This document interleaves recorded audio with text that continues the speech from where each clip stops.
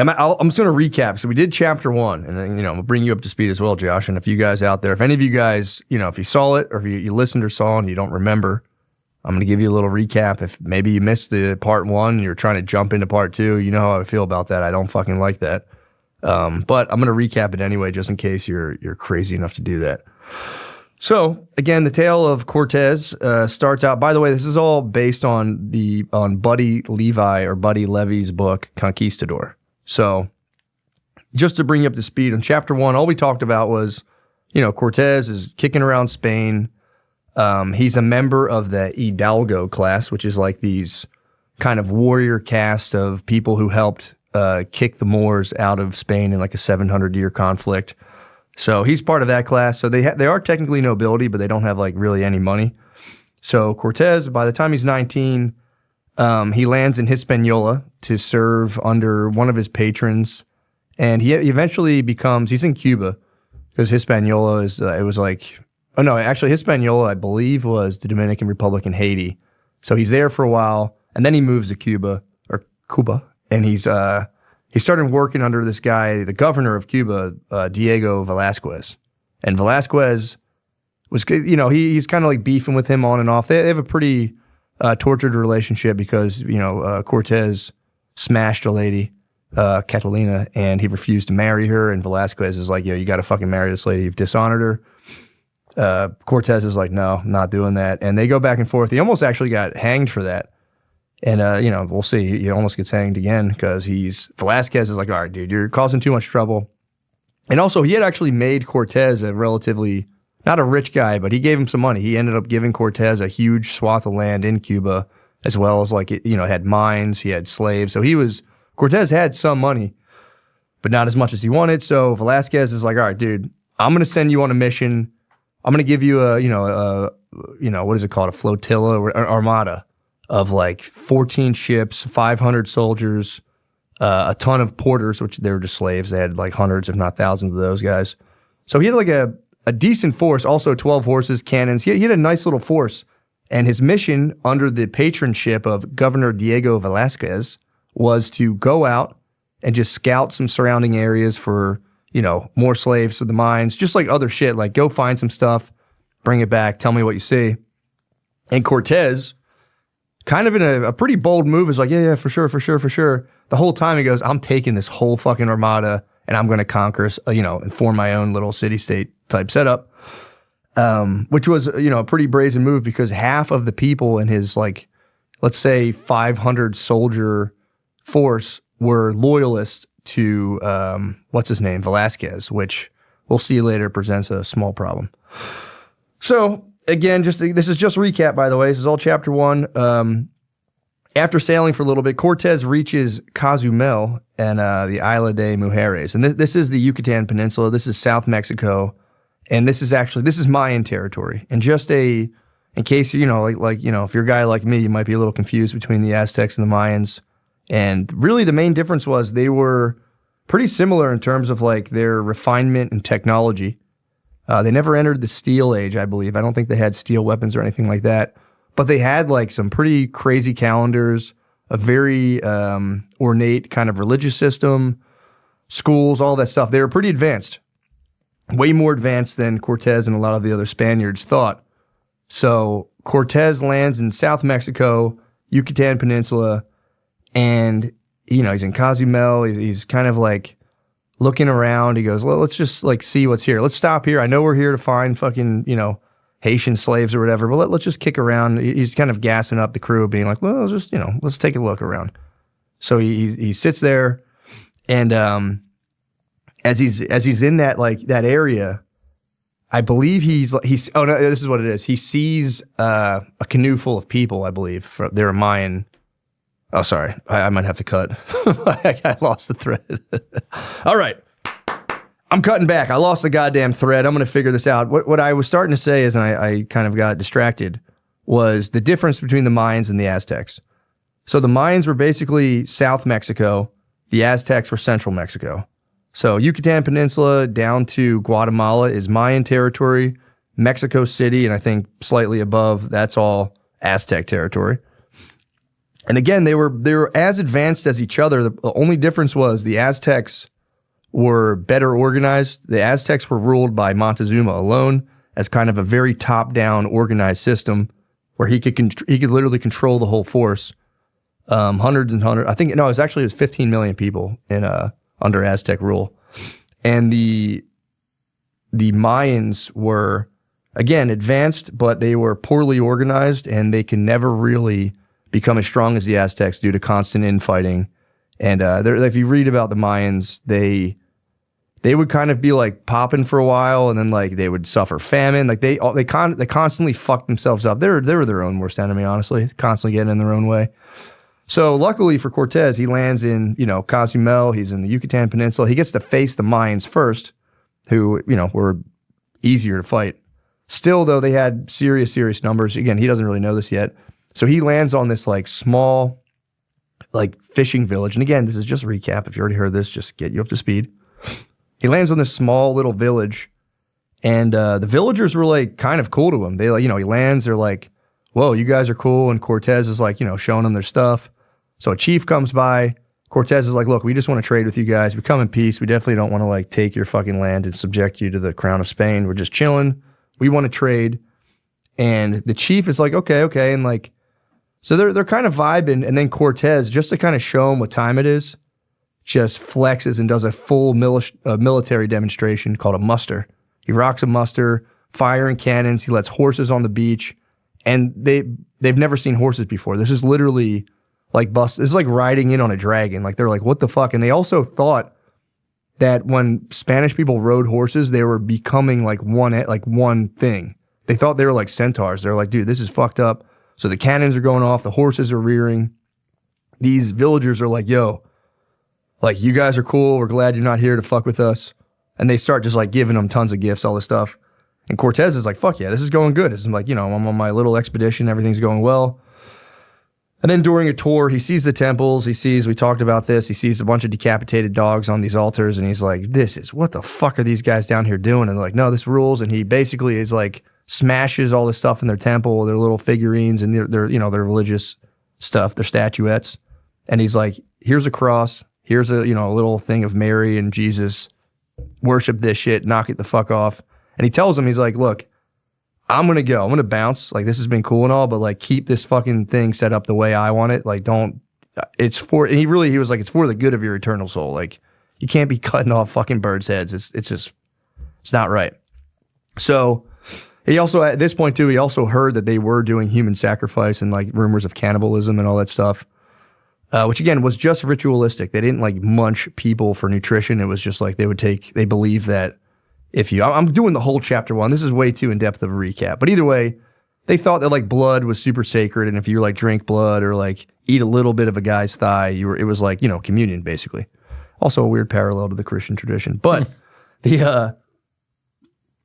excuse me, took a sip. So Cortés is like, he instills fear and awe in these people in this small sect of Mayans, which again wasn't like they didn't have a big military force or anything like that.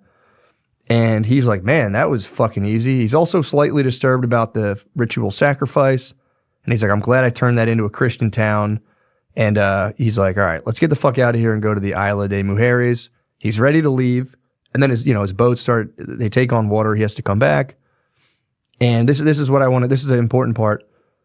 While he's about to leave, a guy named Geronimo de Aguilar, who was a Spanish priest who had been captured by the Mayans about 10 years earlier, and he was a slave for 8 years, and they gave him his freedom. Just I guess slaves there. It was like a lease. It was like a car lease. They'd be like, all right, dude, like you're done. After you got a couple 100,000 miles on you, they just be like, all right, get the fuck out of here.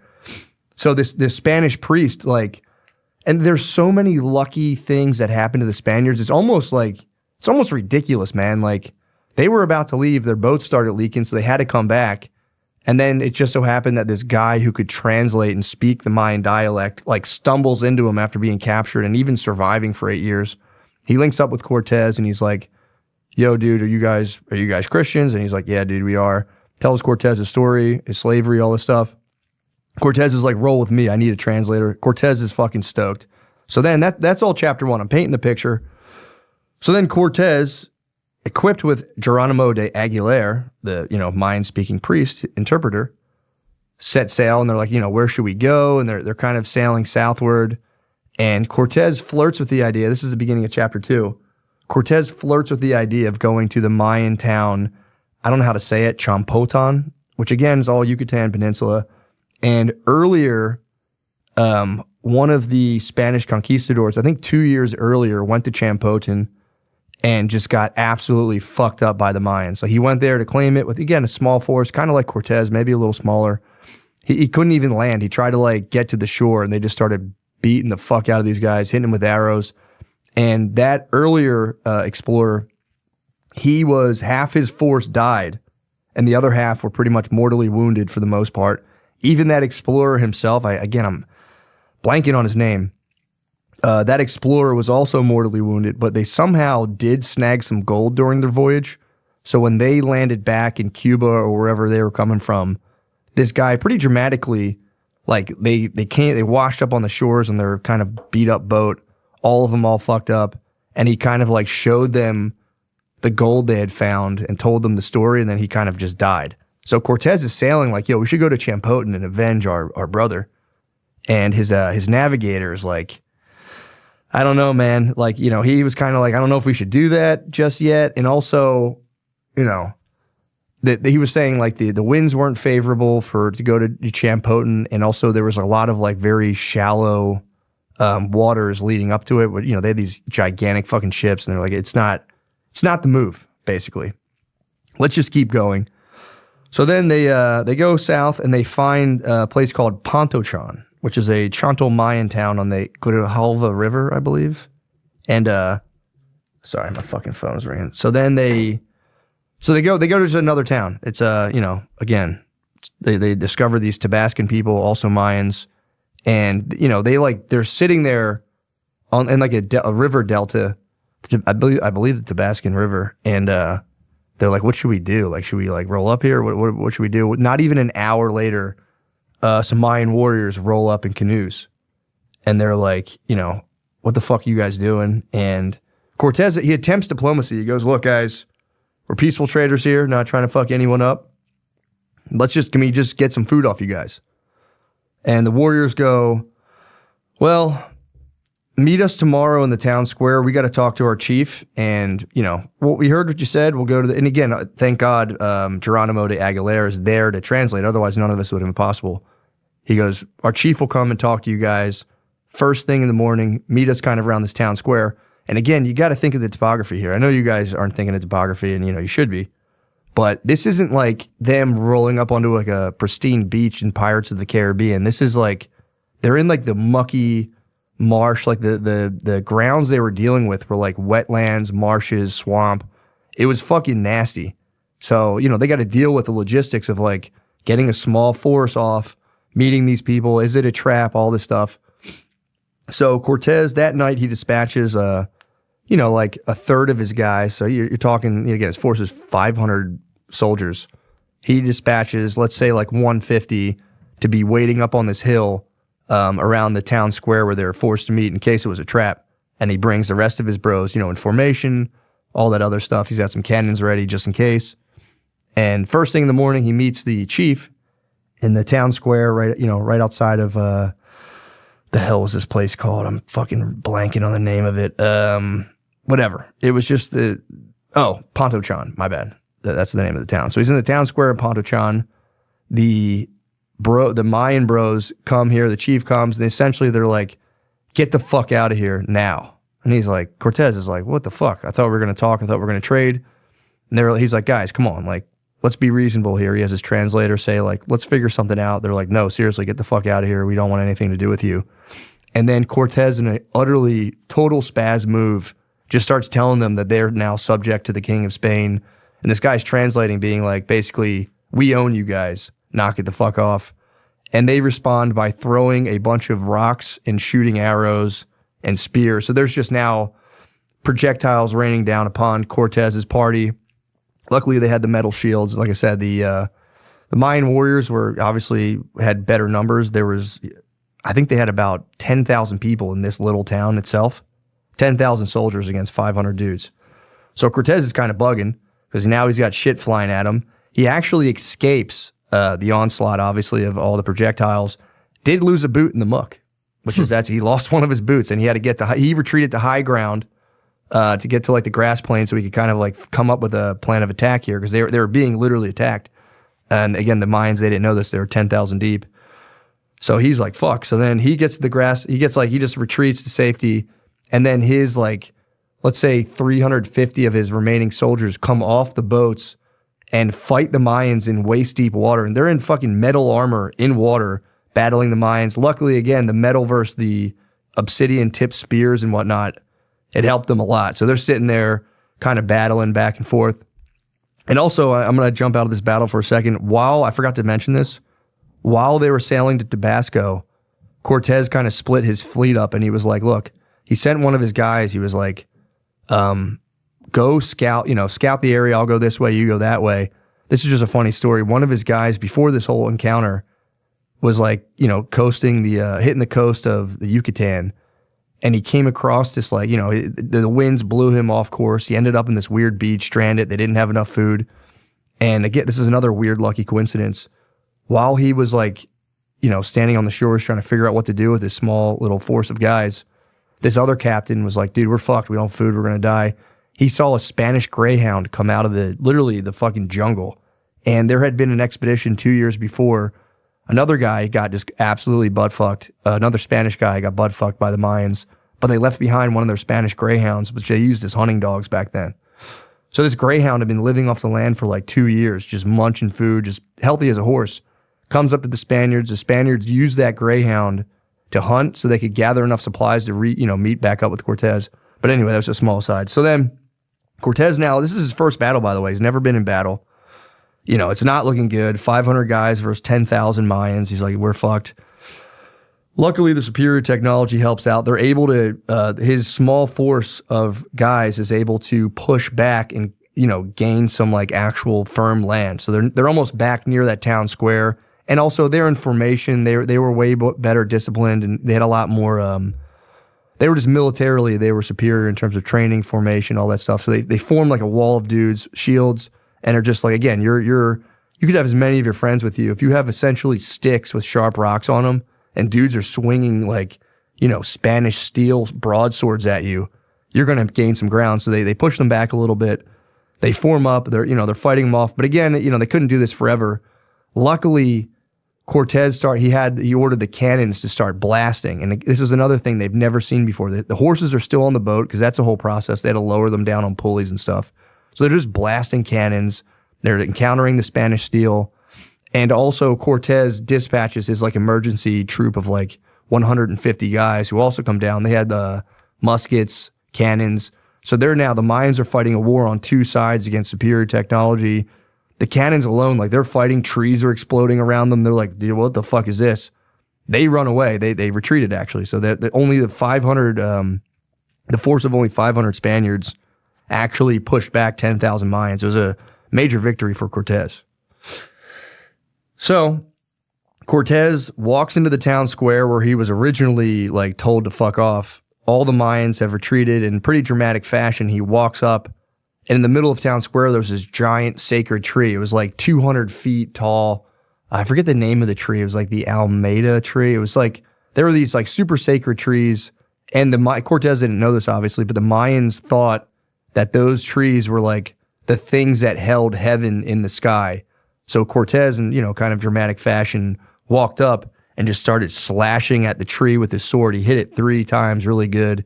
And the whole time was just like, hail the king. And I think some of the Mayans who retreated saw this and were like, what the fuck? How are the gods even allowing this? This is fucking bullshit.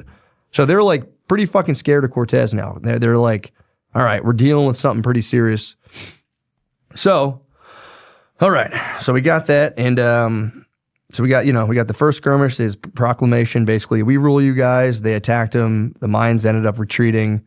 Cortés is sitting in this town square. And again, this is like shitty marshland. Like there's mosquitoes. The dudes are in metal armor. It's fucking blisteringly hot and humid.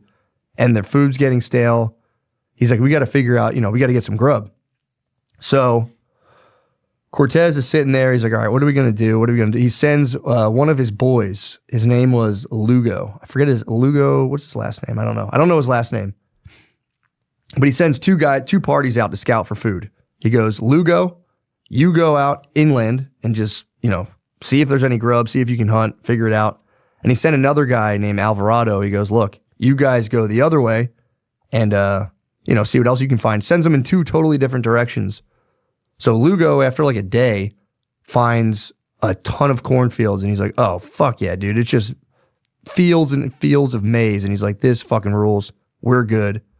And while he's sitting there looking at the cornfields, the bros just start throwing rocks and spears and arrows at. Like, it's another force of 10,000 Mayans being like, get the fuck out of here.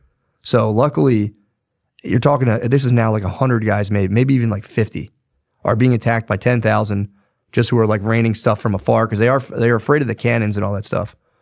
So they're blasting them from afar. And again, one of those weird coincidences, Alvarado was supposed to go completely the opposite way. They got stopped by a river, which it was just impassable. So they had turned around, and luckily Lugo, while covering himself, or one of his boys while covering with the shield to they formed like a roof against all the arrows. He just fires off a musket. And the guy Alvarado hears the gunfire, then also hears the war whoops of the Mayan warriors. So then he turns his force around, and they join in. Cortés, and also Lugo had dispatched a runner, this very fast Cuban boy. He was like, this is what his job was like to sprint away from battle to try to find like other people to send reinforcements. So Cortés, gathers the cavalry. They lower the horses down at this point. They had 12 armored horses. They have metal armor again. The Mayans only had thick cotton armor. So Cortés, oh no, sorry. I take that back. I'm jumping ahead. So they repel this force. They're able to retreat against the Mayans just raining projectiles, sending waves of their warriors. So Lugo retreats with Alvarado. They get back to base, and in the process, excuse me, I misspoke. In the process of this, they grab a couple of the Mayan warriors, take them prisoner, and Cortés at the their new little headquarters, which is the town square, tortures these warriors into telling them that the Mayans were assembling a force of estimated 5,000 to 20,000 people. Historical sources say 5,000 to 20,000. Safe to say about 10,000 more bros, possibly 20, with another 10 on the way, basically, that were coming to completely exterminate Cortés and his 500 guys. So they tortured out of this guy to be like, yo, they're coming. They're going to kill you guys. They're coming tomorrow. There's going to be 20,000 guys, and their orders are literally to kill all of you guys. So Cortés is like, fuck, they have a night to prepare. And he's like, all right, fucking, that's when they lower the horses. They get they get a strategic position. They find like an open, dry plain, and they set up shop in there. They hide the horses. They put like 300 dudes in the front line, and they send like sure enough, the next day, there's just 10,000 Mayan warriors against, literally, again, the same 500. None of these Cortés's guys have died in battle yet or got even like severely hurt. So he sends, I believe, like 300 or, probably 300 guys against 10,000. And they're just like in formation with their shields, and waves of Mayan warriors just come, attack. They repel them, come attack, repel. There's arrows flying. And eventually, Cortés lets this go on for a little bit. And then when the Mayans send like a larger force, he comes through, himself on horseback with 11 other of his cavalry, come through with spears. And again, this is the first time these guys saw horses. They're just like, what the fuck? And it's like, there's a ton of guys, but it's like attacking guys with a car. If you had like 10 trucks, you could just fucking rev it. So Cortés and his boys are just revving amongst these Mayan warriors, and at will, pretty much, just lancing these guys, cutting them down. And, the cannons are blasting again. The battle ends pretty quickly with 800 Mayans died, and I believe only 2 Spaniards died. So this is a huge battle. So I forget what this battle is called, actually. There's a name for it, but whatever. We don't need to know that. Either way, they conquered Tabasco. This is Cortés's, like, it was like a 3-day battle. They combine all 3 things. It's a 3-day battle, and Cortés killed 800. The Spaniards lose 2. So Cortés is like, bro, this is my first battle, and I fucking smashed 10,000 guys. Potentially, again, could have been 20,000. I don't even know. But they saw the cannons. They saw the horses. We killed 800. We held our own. He's fucking stoked.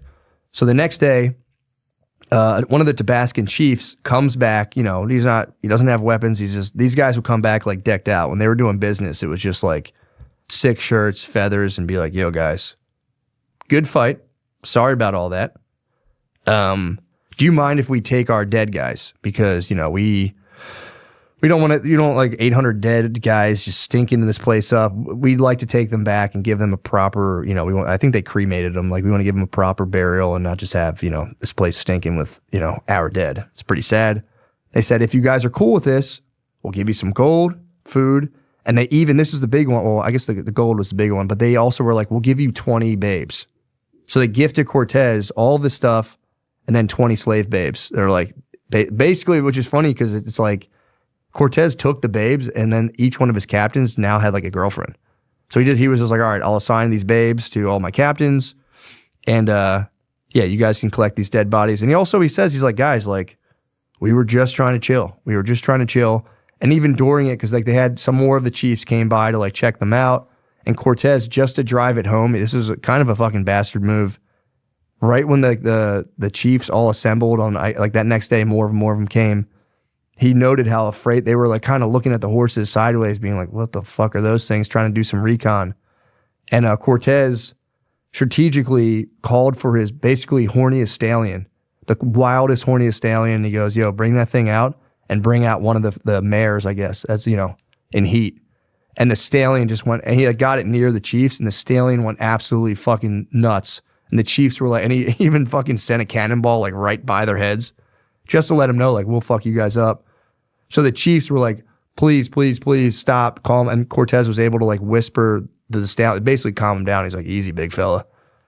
The horse calmed down. These guys were terrified and they were like, we'll do anything. Like, what do you need us to do? And Cortés is like, yo, give us some fucking gold. And they were like, we don't have gold like that.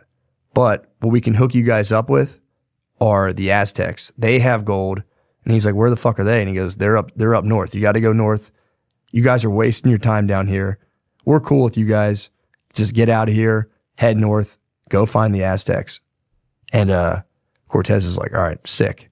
So before he leaves, Cortés again erects a giant cross. He has like carpenters like make Mary and Jesus images out of wood. He claims Ponochan or Tabasco or whatever for himself.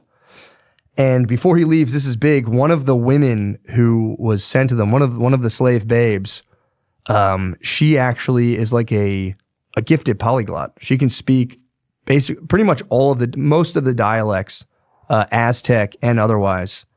And she'll come into play. And we're beginning chapter 3, but she comes into play big time in chapter 3. So Cortés, you know, he's kind of chilling, man. He's got a huge victory under his belt. Him and all of his captains now have, I mean, literally slave girlfriends, which, I mean, it's not right by modern standards, but if you could take yourself out of modern standards, that's kind of fucking awesome.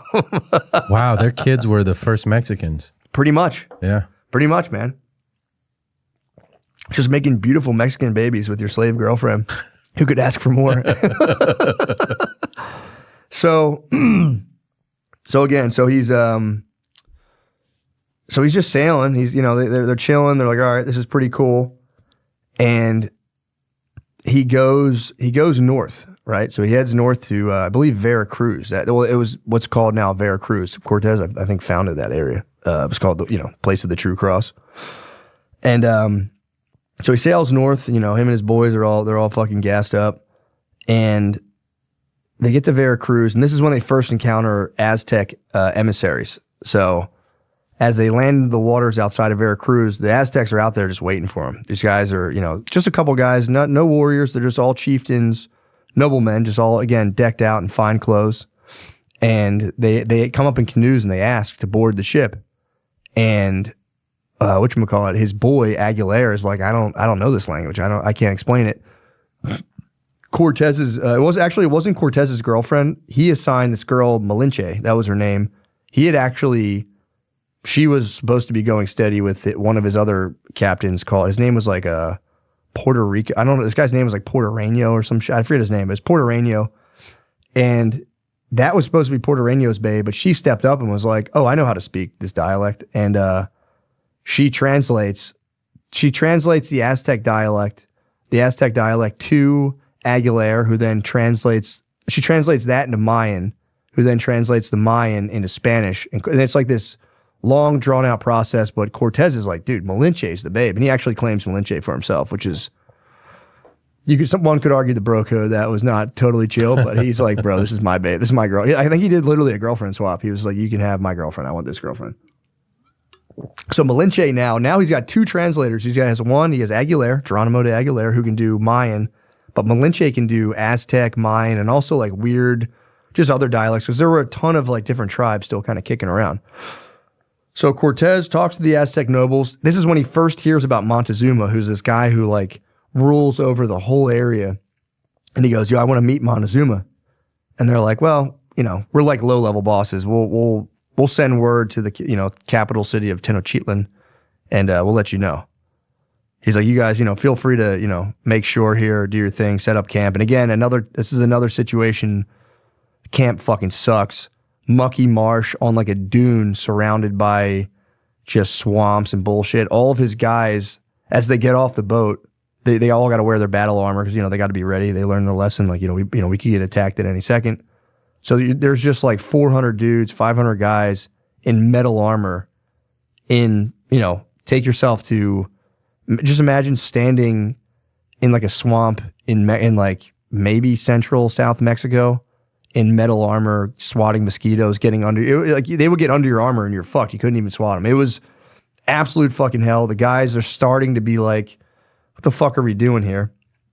A couple days later, a high priest, a governor, like directly serving under Montezuma, he comes with 2,000 people. It was a pretty serious procession. 2 days later.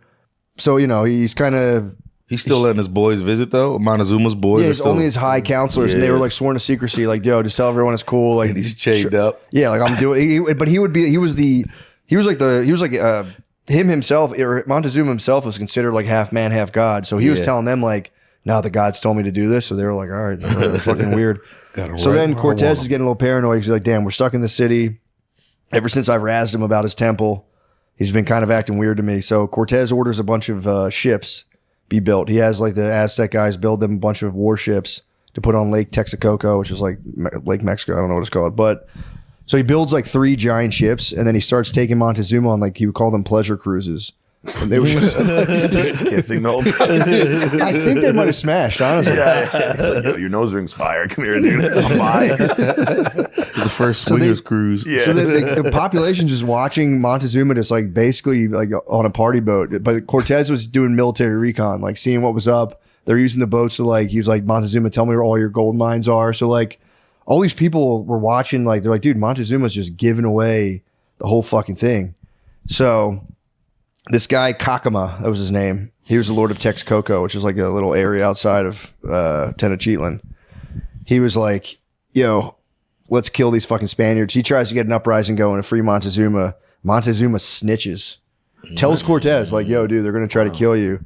And so I think he just fucking killed the guy. Damn. Maybe he was whack. Huh? Maybe Cacachita was kind of whack. Cacama might be whack. He's just like whack. They're like, yeah, that guy's a fucking herb. Dude. I hate him. He runs his mouth a lot. Like, I don't really like that guy. He's going to try to kill you. I liked him. So yeah, Cacama actually, I think it just gets kidnapped. I think they kill him later. But that crisis is averted. But Cortés is like, dude, we need Montezuma. It's like, clearly the streets are talking. So he goes, yo, Montezuma, go hit your balcony, gather everyone here, and tell them that the Spaniards are the prophesized returning gods. Because there was a thing about Quetzalcoatl coming back. And Quetzalcoatl, according to Aztec legend, there was a king from the east, which is where the Spaniards came from, who had like pale skin and blonde beards. And that's what the Spaniards kind of looked like. Whoa. So they were dealing with that. So Montezuma has to like, they have this big council. He brings all of like the leaders throughout the land, people or whatever. And he's like, yo, Spaniards are the prophesized gods. We're swearing vassalage to Spain. And then like people just started crying. And Montezuma, as he was saying this, like literally started bawling. He was like, we are inferior to them. These guys are our, they're our superiors. And then he just cried in front of the whole council. Jeez. It's fucking, dude, the humiliation is crazy. That's one of the biggest fall-offs of all time. Yeah. Yeah. Yeah. And then now that they're all vassals, every single area outside of there's Tenochtitlan, there's all these giant cities surrounding it. All of them have to just start pouring gold in. So the Spaniards just amassed this like massive fucking fortune.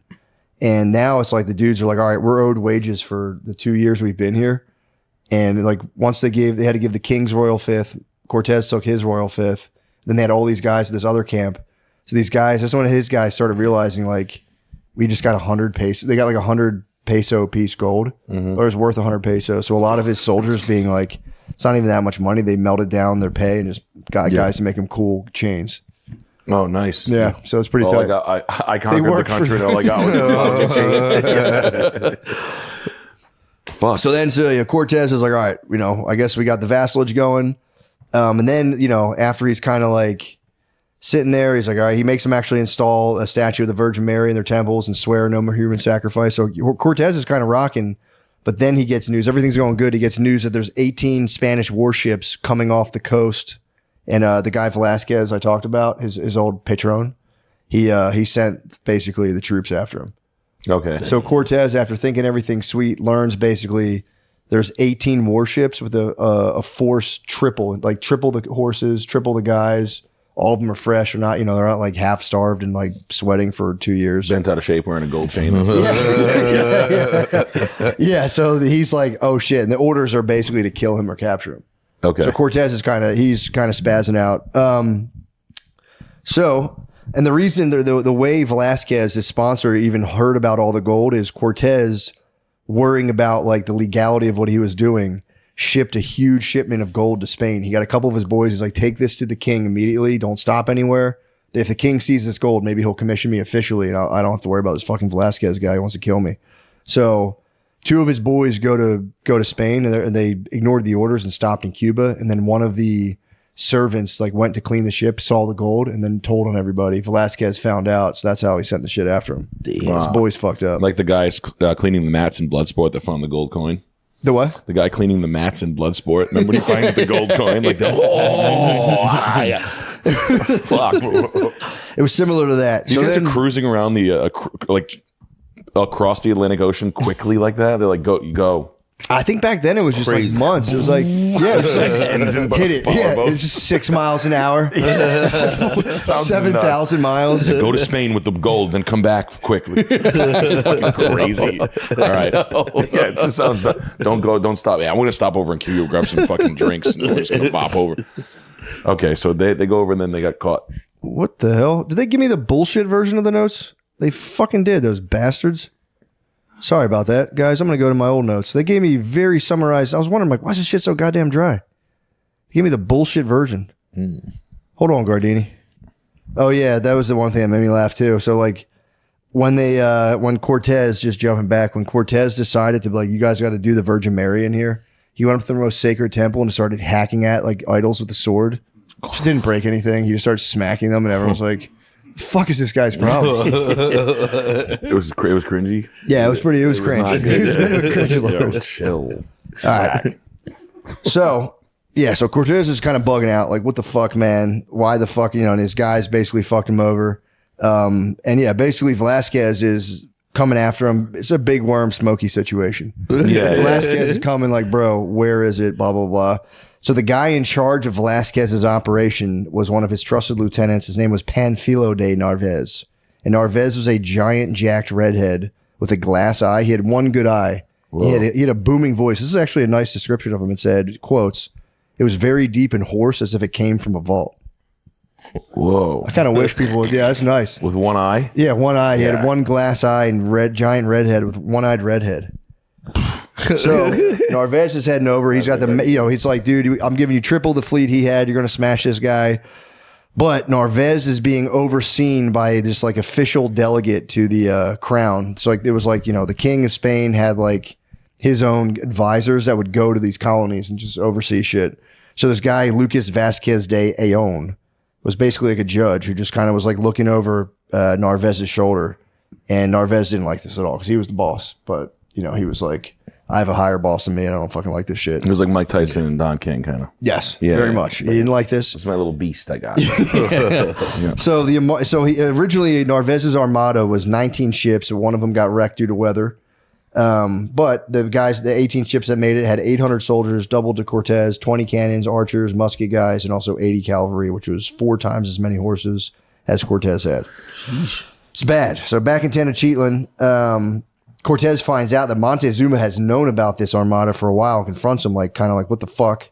Montezuma tells Cortés to chill. And Montezuma was kind of like sending letters to this guy Narvaez being like, bro, fuck Cortés up. I can't wait till you fuck. He backstabbed him. Oh, wow. Yeah, he's over here crashing out against the wall, stabbing a stone wall, corning out. Like, get this guy's a herb. This fucking guy out of here. Pussy. But he told him, he goes, dude, he tells Cortés, he's like, yo, like, you have plenty of time. Now you can finally get the fuck out of Mexico, which is all Montezuma ever wanted. He's like, Cortés, please get the fuck out of Mexico. And, and withholding the fact that, though, like, the level of his correspondence had been like Montezuma was like, yeah, I knew he was coming, but I wanted to feel it out before I really told you. But he's like, yeah, it's looking bad. But the letters exchanged were like, dude, I can't wait till you beat this guy up. Cortés didn't know that. He didn't know it was that level. But basically, he was like, all right, I'll be back. So Cortés is like, I'm going to get a small force. We're going to leave Tenochtitlan, which again was risky because it was like they're already outnumbered. And Cortés was like the power broker. So he was leaving now, like halving his force. And like, it's like you were saying, like now they have to ride on horseback and basically walk from like Mexico City to Cancun. Jeez, that's like on the double. That's the thing. It's like getting there, they almost all died. So they're like, all right, we just got to run back there to Cancun real quick. And so he was like, fuck, let's get like, I'll get 100. I'm going to take 80 guys with me, leaving 120. And we're going to meet up with our guys back in our original town that we found it more towards like the Yucatan Peninsula. And so he's like, we got to go back and like stop this Narvaez guy, and we're wildly outnumbered. So Cortés, he's a bit of a dealer, man. He sends a priest, Father Olmedo, with a small escort to kind of like, I guess, a head quicker to greet this Narvaez guy. And he like gave him a bunch of gold. So he was like, dude, go find all of his top officers and just bribe them. perfect. Kind of a sweet deal. He goes, bribe them. He goes, and try to like tell the guy Narvaez to chill, not kill me. Yeah. So he's like, just bring gifts, bring gold, see if you can swing his guy. Just same thing, like promise them limitless riches. Yeah. See how they respond. I can fix your eye. Yeah. Laser. I get some LASIK. Yeah. So he goes, so Father Olmedo goes back. Narvaez now, he hits the shore. He's doing his own recon. So he ends up finding 3 of Cortez's Spaniards camped up in a small village after recovering from some sort of illness. And he gives them a bunch of food and wine, and they get all drunk. And they're kind of like disgruntled employees for Cortés. And they're like, bro, Cortés fucking sucks. He's not paying us. So they spill the beans on Cortez's city that he founded. It's Veracruz. That's Cortez's city. Okay. The city of the one true cross. That's what it means. And so Narvaez then dispatches his own priest with a couple of guys to go to Veracruz to be like, yo, go try the same thing. I guess you would say like, priests wouldn't get killed.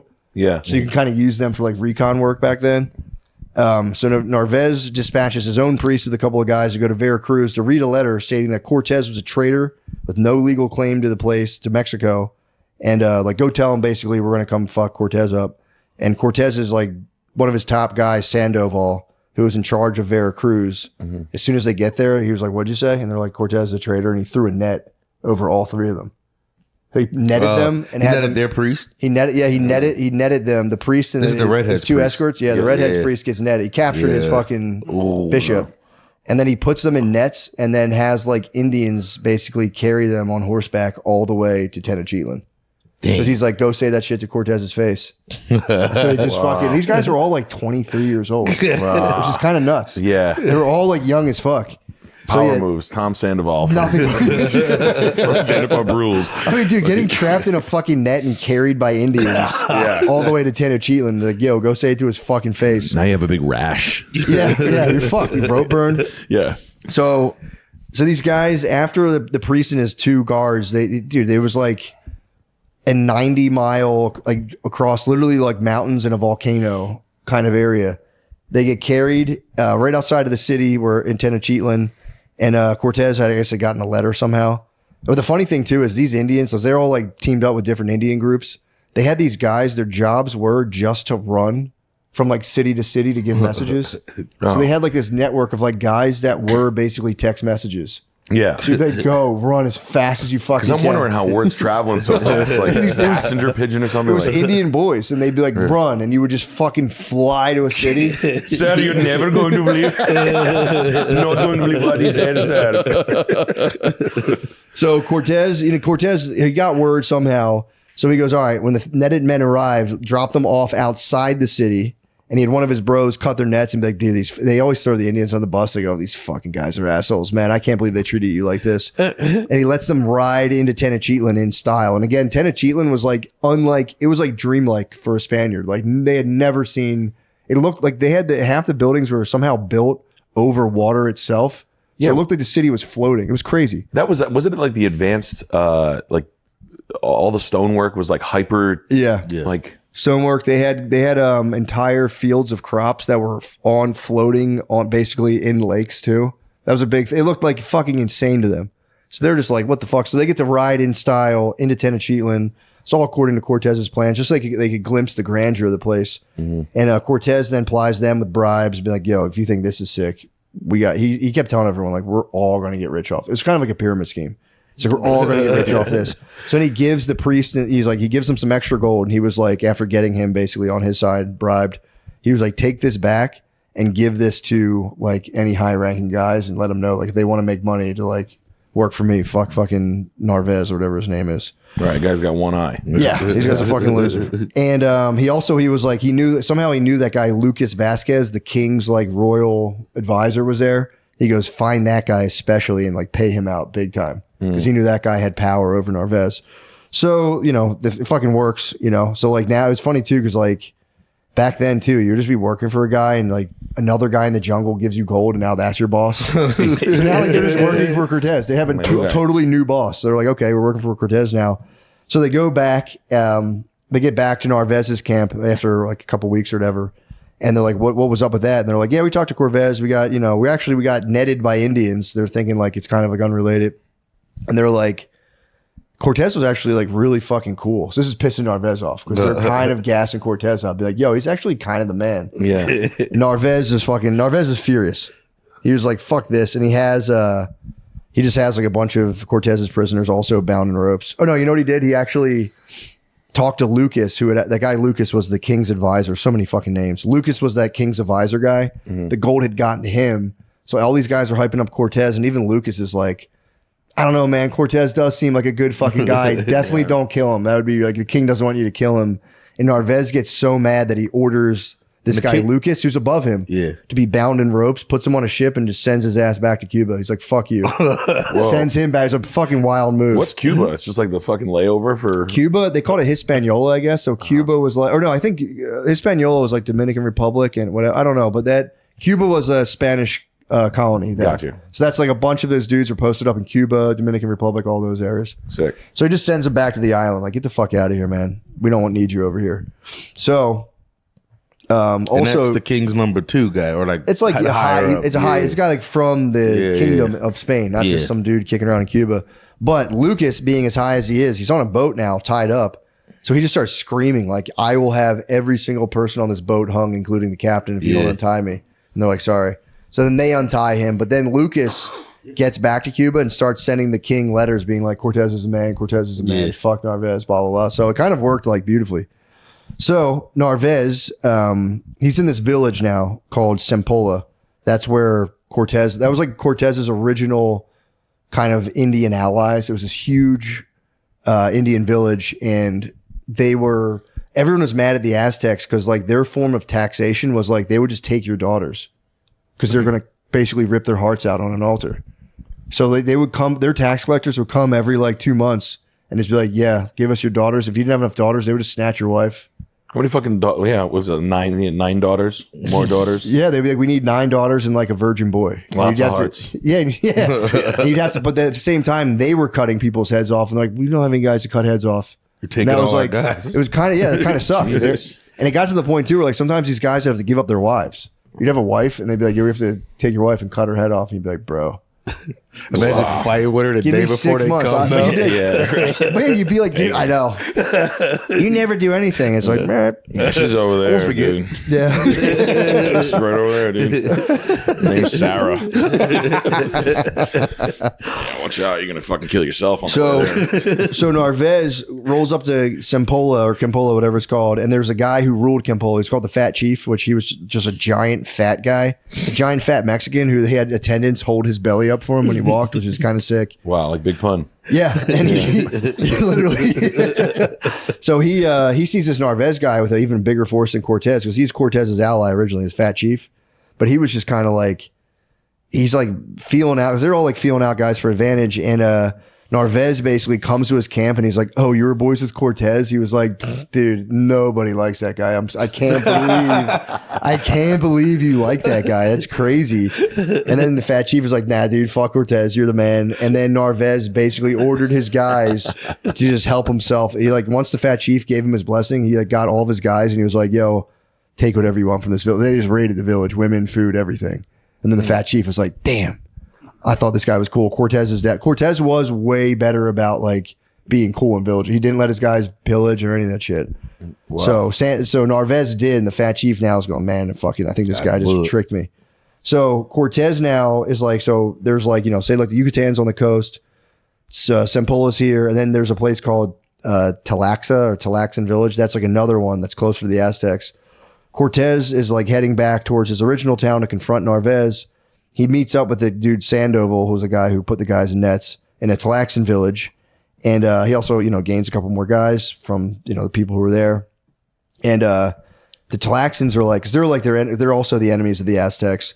They're like, Cortés is telling them like, "Yo, we have these fucking Spaniards coming against us. I need to stop them." So they give Cortés these giant copper tipped spears because that was what the Indians kind of stopped the cavalry with. That was like the only thing they had. They could try to like spear the horse. So he gives them these really cool copper tipped spears. He's like, "Yo, good luck in your battle, blah, blah, blah." And Cortés is kind of like, "Damn, I don't want to kill any of our beautiful Spanish horses, but if we got to, whatever." So then he heads to Sempola to confront Narvaez. And again, this is fucked up because it's like they're 3-1 outnumbered. And before they could smash the Indians there easily because they had superior firepower, but this is like same firepower, more guys. They're kind of fucked up. Healthier guys. So on the way there, Cortés encounters one of Narvaez's guys. This guy's name is Duero, and Duero and Cortés were boys back in Hispaniola when they're the original thing or whatever, or the original colony. And Duero urges Cortés like, "Yo, dude, he's got you outmanned, outgunned. Seek peace. That's the best you can possibly do." And Cortés is basically like, "I don't give a fuck. I answer to the crown alone, not fucking bitch ass Velasquez, and definitely not Narvaez." And Duero suggests a private one-on-one chat with. He's like, I can broker like a private one-on-one. And Cortés suspects a trap, and he tells Duero will talk to Narvaez on the battlefield. Kind of sick. He's like, "Yeah, I'll talk to him on the fucking battlefield." And he gives Duero some gold as well, telling him there's plenty more, blah, blah, blah, all that stuff. And also he drafts a letter to Narvaez, basically telling him, "I'm going to fuck you up." He's like, "Give this to Narvaez for me. I'm not meeting him." He's writing a letter like, "I'm about to fuck you up." He's like, "I'll deal with you when I see you." So Narvaez gets a letter, completely fucking spazzes. And he's like, "Bro, whoever kills Cortés, I'm going to give you a ton of money." Trying to promise them money. But by now, at least 1/5 of his force, the word had spread, was already ready to coup against him. So 1/5 of his force had already heard about all the gold that was promised in the land. So this guy was trying to be like, "I'll give you some shillings." And they're like, "Yeah, right, bro. We're going to get gold." So they're driving fucking Lucid Airs over there. They're rich as shit. Yeah. It's like, "Man, get the fuck out of here." So May 28th, this is a day of battle. Cortés and his force are on the outskirts of Sempola. It's rainy and misty, and the rivers are just kind of like gorged and overflowing, which, basically Narvaez was like, "There's no way they're going to try to fuck with me in the rain." So he kind of just like chilled. He was like, "I don't have to worry about it." Because he heard they were like getting close, but he was like, "I'm good." So they're just kind of camping out at the Sempolan, whatever, like chilling in like a temple. So Cortés, they're about to ford like an overflowing river. And Cortés gave him a pretty sick speech. He goes, "So, gentlemen, our lives and honor depend after God on your courage and strong arms." So he's just kind of like, "Let me see your guys' muscles." And they're like, and he goes, "I have no other favor to ask you other than remind you that this is the touchstone of our honor and our glory forever and ever, and is better to die worthily than to be dishonored." So it is funny thinking Cortés just had, the Elliott Army? Yeah. He had the Elliott Army. Cortez had. Take your shirt off. Your fucking muscles are so strong, guys. And this was a fucking suicide mission. Yeah, you want to be savage. Yeah. So Cortez's plan, he wasn't pretty good. He's a bit of a tactician. He goes, dude, we're going to attack them. Surprise night attack in the rain. They're never going to see this coming. This is the only way we can possibly get them. So, and again, Narvaez gets word that Cortez's forces in the area. So this is like a rainy night, and he goes, just in case, I'll have a giant squadron stand in the open plains to kind of await battle. But they just got rained on for like hours while Cortez kind of chilled in the outskirts. So as soon as they left, or they're like, fuck it, he'll probably attack us early in the morning. So all these guys stood in the rain for a while. They finally like take their clothes off, get comfy. And Cortez had his men sleep in their armor at all times. Dude, it was like 100 fucking degrees at nighttime. You had to sleep in a metal encased suit. Yeah. But it sounded crazy. Narvaez's guys were all wet. They probably took their clothes off, just were chilling, being comfortable. Naked, bro. They go to sleep after being in the rain for hours too. They're like wet, bundled up, chilling. So Cortez and his company moved through the darkness and the pouring rain, finally coming across a couple. He had like 2 sentries posted to look for, anyone moving. So they capture one of them and the other escapes. And Cortez interrogates the prisoner, pulling a noose basically tighter and tighter on his neck until the man basically speaks up and gave some key details. Basically like, where the fuck is Narvaez sleeping? Because that's where they're just like, well, we'll just cut the head off the snake here. And so they get the details. They know where to attack. And he has his priest just says a quick mass real quick. They hold mass real quick. And then they ride off into the night. So Sandoval and his men fly into the village, eyeing the Sempolan temple, where that's where it was said that Narvaez was sleeping, at the top of that temple. And in this moment, they're like fighting them. Like fighting started in the village, but they caught them off guard. There's only like a few people standing outside. One guy runs up and starts trying to like tell Narvaez, like, dude, Cortez is here. But like I said, they didn't sleep in their armor like that. And Narvaez was so sleepy, he just sat up like, just kind of like, dude, what the fuck are you talking about? There's no way he could have forged that swollen river and crossed muddy terrain with his troops. And but still, him half asleep, he hears kind of the clash and bang of metal as Sandoval and like 80 men fight up the temple, just smashing Spanish soldiers, and slash their way all the top of the temple steps. And Narvaez at this point finally is on his feet, unarmored, waving his broadsword just completely in the dark as the battle came to him. And one of Sandoval's men took one of those copper-tipped spears and pierced his one good eye. Whoa. Blinded him. Which is kind of nuts. Yeah, that's crazy. He got defeated instantly. He stood up, stabbed in the fucking eye, and he just laid in the temple screaming, "Holy Mary, protect me. They have killed me and destroyed my eye." Wow. So Sandoval, sensing victory, I think Cortez was probably riding the rear, Paul's obviously, but Sandoval, he tells them like, he's like, these soldiers, or half of them are already like, we want to work for Cortez anyway. Yeah. So he's like, yo, surrender. He's telling like Narvaez's top guys, like, surrender now. We're going to set this whole temple on fire.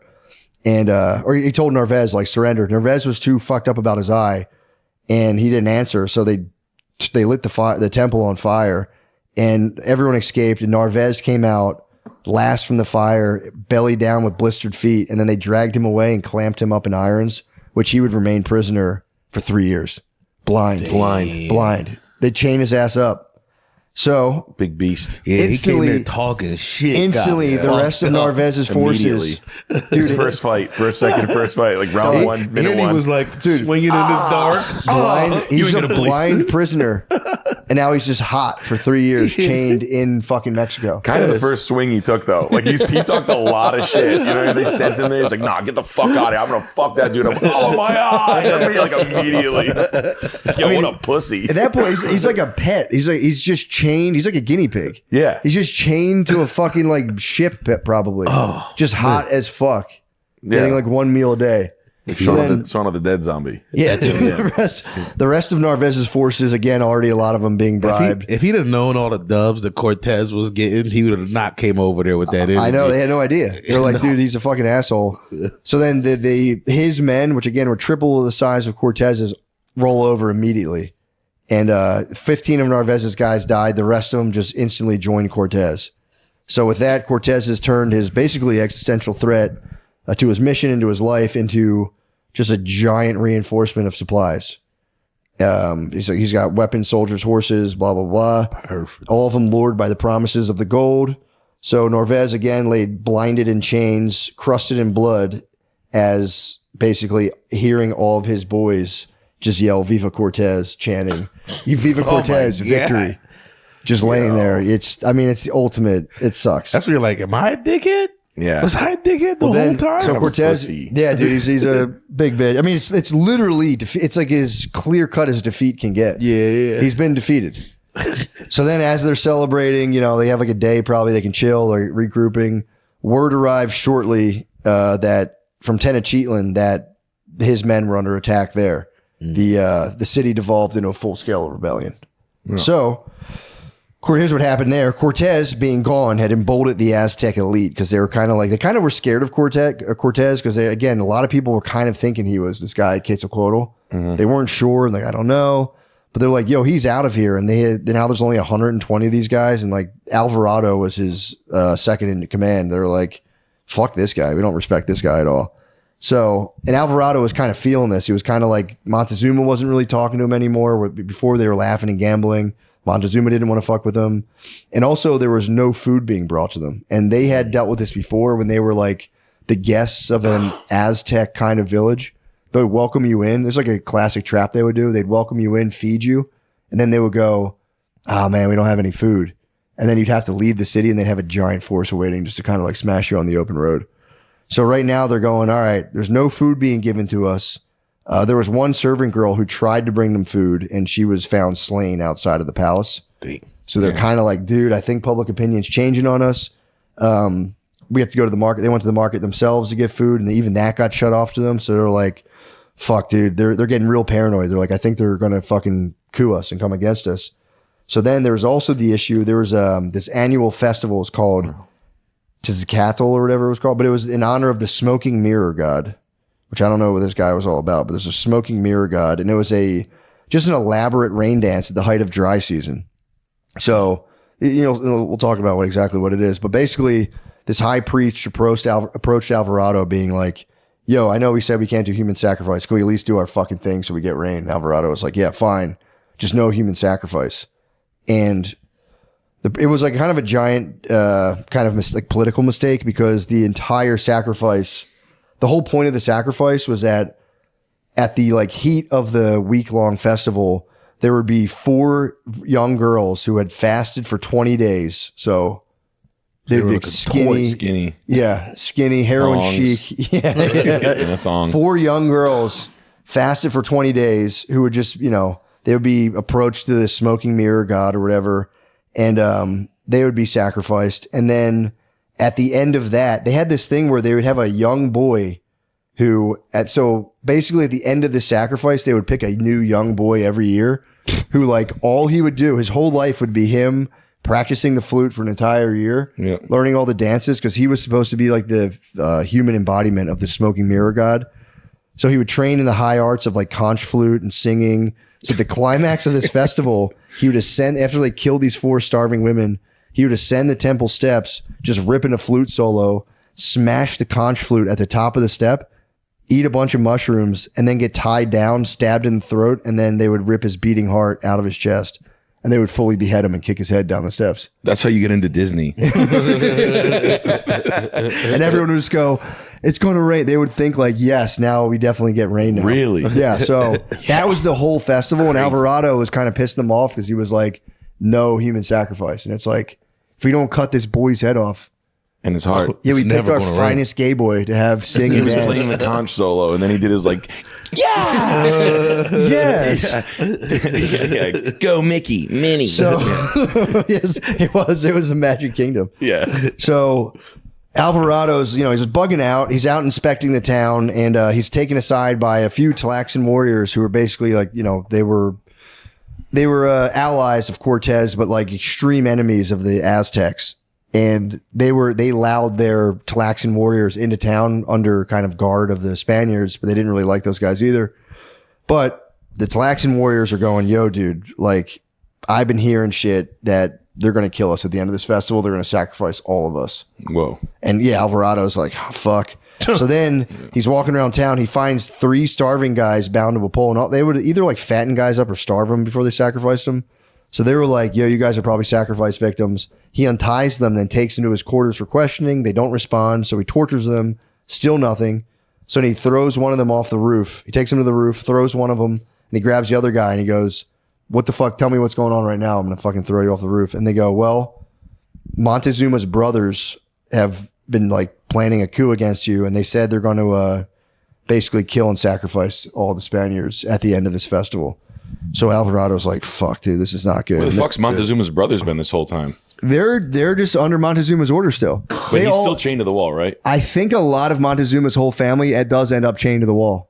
Because he like any servant that like saw it, they would just chain any like high ranking guy who would like come in and they would chain them. They had eventually like 30 high ranking Aztec officials by the end of this chained with Montezuma. Okay. So dudes would just go in there and not come out. And They'd like see the nose ring and they'd be like, oh shit. Anyway, I was just passing through. It's just like a cartoon. They look at him.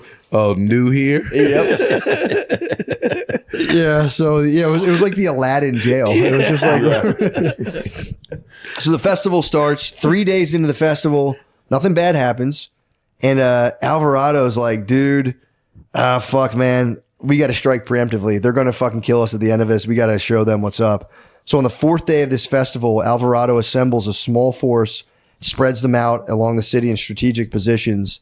Because on the 4th day of this festival, they did this thing called the Serpent Dance, where they had like all the high-ranking military officials, all the nobility would gather in this plaza called the Patio of Dances, where they would like all line up in this formation where they made the shape of a snake together, and they would all dance. And this was like literally like the military elite, the ruling elite from like all over would all come to do this. And Alvarado was like, I'm going to have my guys. There was only 2 exits to this little patio. Yeah. So he had those ready to be blocked off and sealed. And then he had musketeers on the roof, just snipers on the roof, basically.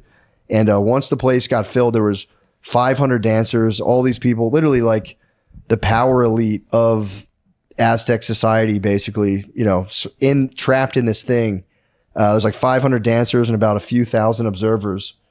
And they all start doing this crazy dance, like forming the serpent with each other and like fully going fucking nuts. There's drumming, flutes are blasting. And everyone's completely tranced out. And even like Alvarado and his guys were watching it and they were impressed, but kind of like, it's fucking weird, man. They like didn't like it at all. So he blocks all the exits and just basically is like, let them die, and has the musketeers fire upon the crowd. And then his soldiers rush in. The lead dancers, like they would just cut people's stomachs open. Yeah. So they cut the drummer's hands off. And they just start basically like fire at will. So they kill like all of the fucking a huge contingent of the power elite. And there's thousands of observers. Oof. So they all started trying to run. There was guys trying to keep the drums going because they were like, dude, if we don't drum, it's not going to rain. We're all going to die. So they would just. It sounds like a real music festival. Like if you really killed everybody at like a Coachella, it'd be like one tripping out like fucking guy on Molly. Like, we have to keep dancing to get the evil spirits away. Holy fuck. It's completely brutal, dude. So then the Aztecs try to run, but they're trapped in this thing. So they start trampling each other to death. And dude, it was just like. It was literally like guys laying there, their stomachs hanging out, blood completely covering the patio. And this was like thousands of like the highest ranking Aztec soldiers, nobility. And like 80 guys did that to him? Yeah. I mean, it was also the muskets started firing, and then the guys, and they didn't have steel. Yeah. So they had obsidian swords, and a steel would just fucking smash those things. Like a steel sword, the Spanish broadsword, it was really tough to fight hand in hand. They resorted to throwing rocks and sticks, and you know, it was ultimately useless, and so they just massacre like fucking 3,500 people. So Alvarado orders his men back to the palace, and as he's doing this, these big war drums are pounding from the top of the temples, and the Aztecs are basically being called to war at this point against the Spaniards, and the response was like completely overwhelming, forcing Alvarado and his men to slash their way through like a thickening crowd of people trying to attack them, all the way back to the palace where they kind of made it back for their safety. And Alvarado, they were just getting rocks hurled at them. Yeah. Alvarado takes a rock to the head in the process. Just got conked in the fucking head. But he was all right. Oh. So once back in the palace, this is like a major, Alvarado for real fucked up. So, I mean, it's like you'll never know where they're actually going to attack him or not. But he kind of fucked shit up because they were like literally peacefully taking all the gold out of the city And they're about to just dip out and leave or like take over the city or whatever. But so he gets back to the palace. Alvarado is like, all right, phase 2 of the plan. And there was also a bunch of higher ups. They invited him to the palace to like watch with him. And they had those guys slain and leaving only, Chain Montezuma and his other leaders just kind of chilling. Only the ones that were like still would swear sympathy to the Spanish cause were allowed to live. So by now the palace is surrounded, literally tens of thousands of people. And Alvarado has his archers and cannoneers just firing into the growing swell of Aztecs. But it was just like you would take out a row of people and just more people would come. Like zombies. Yeah, it was brutal, dude. So it worked for the time being. Oh no, you know what happened? So the guys come, they swell, they attack. Alvarado holds Montezuma at knife point, along with some other local lords that were chained up, unchains them, makes them walk to the patio and goes, yo, guys, like chill out. Like stop. Boy. Go home, grieve your dead. It's like it's totally useless. And it worked for the time being. The crowd slowly went home because they went to mourn and they had to cremate their dead. And the Spaniards were like, all right, we're safe for now, but we can't step out of the temple because they'll kill us. So they were trapped in the palace, surrounded, and they were watching the bridges all being dismantled around them, and they had no food or drink. So the Aztecs were like, fuck it, we'll just make these guys starve to death now. Because like we don't have to fuck with them. We're just going to cut their way out, and they're going to starve to death in Tenochtitlan. Sean, you look like you have a question? No. I feel like we covered this on the last one, though. No, we didn't talk about this one yet. That was Cortez's fear. Okay. This is now his greatest fears are being realized. Okay, I see. So Sorry. they knocked the bridges out. The big They had 3 main causeways, and they were like, once you took them out, you were fucked. Because like you try to get all those people across those rivers, they would just pull up in war canoes and just fuck you up. How did they whack the bridges down? I think they just started destroying them. They're probably made out of like wood and stuff, so they probably just went and hacked them down. Yeah. So, or just take big sections out. I don't know. They just fucked them up. So Cortez now, this is like, the guys are literally trapped. They're going to die of thirst. There's no way out. Cortez speeds back to Tenochtitlan after his great victory, stops in Tlaxca, which is like another Indian village, grabs a few thousand soldiers, and they speed back to Texcoco, which is like a city outside of Tenochtitlan. And they got word like what's going on. He's horrified to see the black smoke rising from Tenochtitlan. He's like, oh, this is like mass cremation. This is not good. So they leave Texcoco, which again was like right next to Tenochtitlan. And he's noticing like, damn, these guys used to be stoked on me. None of these like Aztec guys are being nice anymore. They approach another city, Tacuba, which was like literally like it was the Tacuba Causeway. It was like you go from Tacuba across that bridge into Tenochtitlan. And they're like, damn, these guys are being kind of shitty towards me too. So they eventually ride back in. That was the only remaining bridge right now is Tacuba Causeway. So they ride across that and they go through the city, and the city's like a complete fucking ghost land. It used to be like, it was like hundreds of thousand people like bustling about. You don't see a single person. Cortez gets to the palace, and Alvarado and his men are just like completely gaunt. They haven't drank in a couple of days. And they're like, oh, thank God we see Cortez. And they're like, our lives. He's literally saved our lives. Cortez basically he hears what happened. He spazzed on Alvarado and demotes him, putting his boy Sandoval in charge. Now he's like second in command. Alvarado's been knocked down a peg. So seems like Alvarado was kind of doing the saved everybody's lives though. Yeah. You never know. Yeah. I mean, exactly. It's like, but it was also like, dude, the way you did it was crazy, dude. Yeah, you popped off. You popped off. You could have just found guys, Cortez would like torture guys, find out exactly who was responsible for the coup, and then take them. Use lies and manipulation. Yeah, exactly. And Sandoval just, he ruled with the iron fist. Yeah. So Sandoval just, he's like, dude, you fucked up, man. Now like we're fucked. So his whole thing was like, we got to be able to. They had like rooms full of treasure. They're like, we can't sneak this shit out during wartime. We need peace in this village or this city to get all the fucking shit out. So Montezuma was next now because Cortez has beef with fucking Alvarado. But Montezuma he had beef with because he found out the depth of Montezuma's betrayal. How Montezuma had been like, I hope fucking he beat the fuck out of Cortez. So Montezuma, he like goes up to Cortez trying to be like, hey man, fucking shit's crazy. And Cortez is like, bro, he called him a dog. He's like, you're a fucking dog, dude. Fuck you. I know what you're doing. He goes, open the markets back up so my guys can eat. And Montezuma's like, dude, they won't listen to me anymore, but I know of someone they might listen to, my brother Quetzalhac.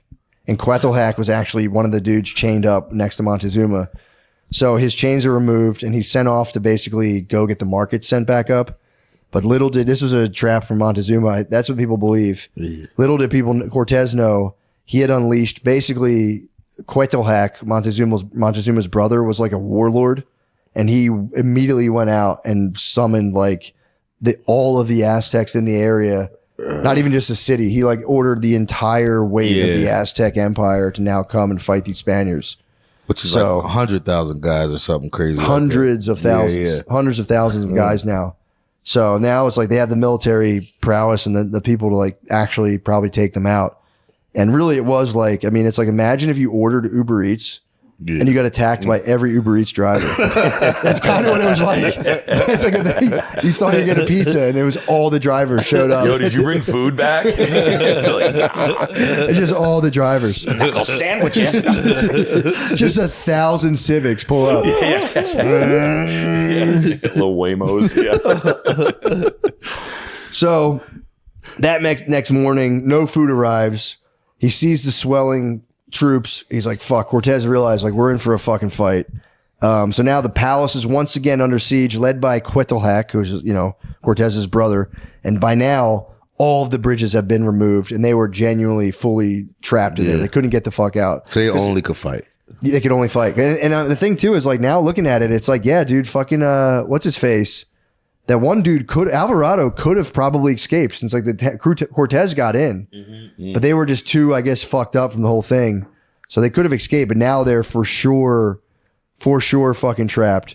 So Cortés, same thing. He organizes his men to scatter the crowds with cannon fire, but it's just like, dude, tens of thousands of more guys just pouring in, shaking spears. And it was like, it was tens of thousands of guys throwing rocks at like continuously. Yeah. So it was just like hail. It was just on the roof nonstop. So Cortés starts blasting with cannons, but nothing. So Cortés sends his boy Ordaz. I think that was the guy who he made climb up a volcano and try to look inside of it. Yeah. For no reason. On the way there, they saw a volcano. And wasn't he kind of pissed at him or something? Yeah, he was pissed because he tried to plan a rebellion against him. Cortés was like, yo, Ordaz. Ordaz did try to betray him before. Yeah. At one point, he sent him to the top of a volcano and was like, go look into the top of that thing. Go see what's inside it. And tell us if it's dangerous. So he tells Ordaz, and he's like, yo, take 100 soldiers, go out in the street and see if you can push them back. No dice. All Ordaz and all of his 100 guys get cracked in the head with rocks. 6 Spaniards die on the spot. Ordaz is forced to retreat. Cortés actually also joined this. He got hit with rocks, and his left hand at this point got crushed by a war club. So Cortés is kind of fucked up. So they regroup inside, and many of them are bruised and bleeding. And Cortés is like, all right, another firepower assault from the roof. Hundreds of Aztecs fall.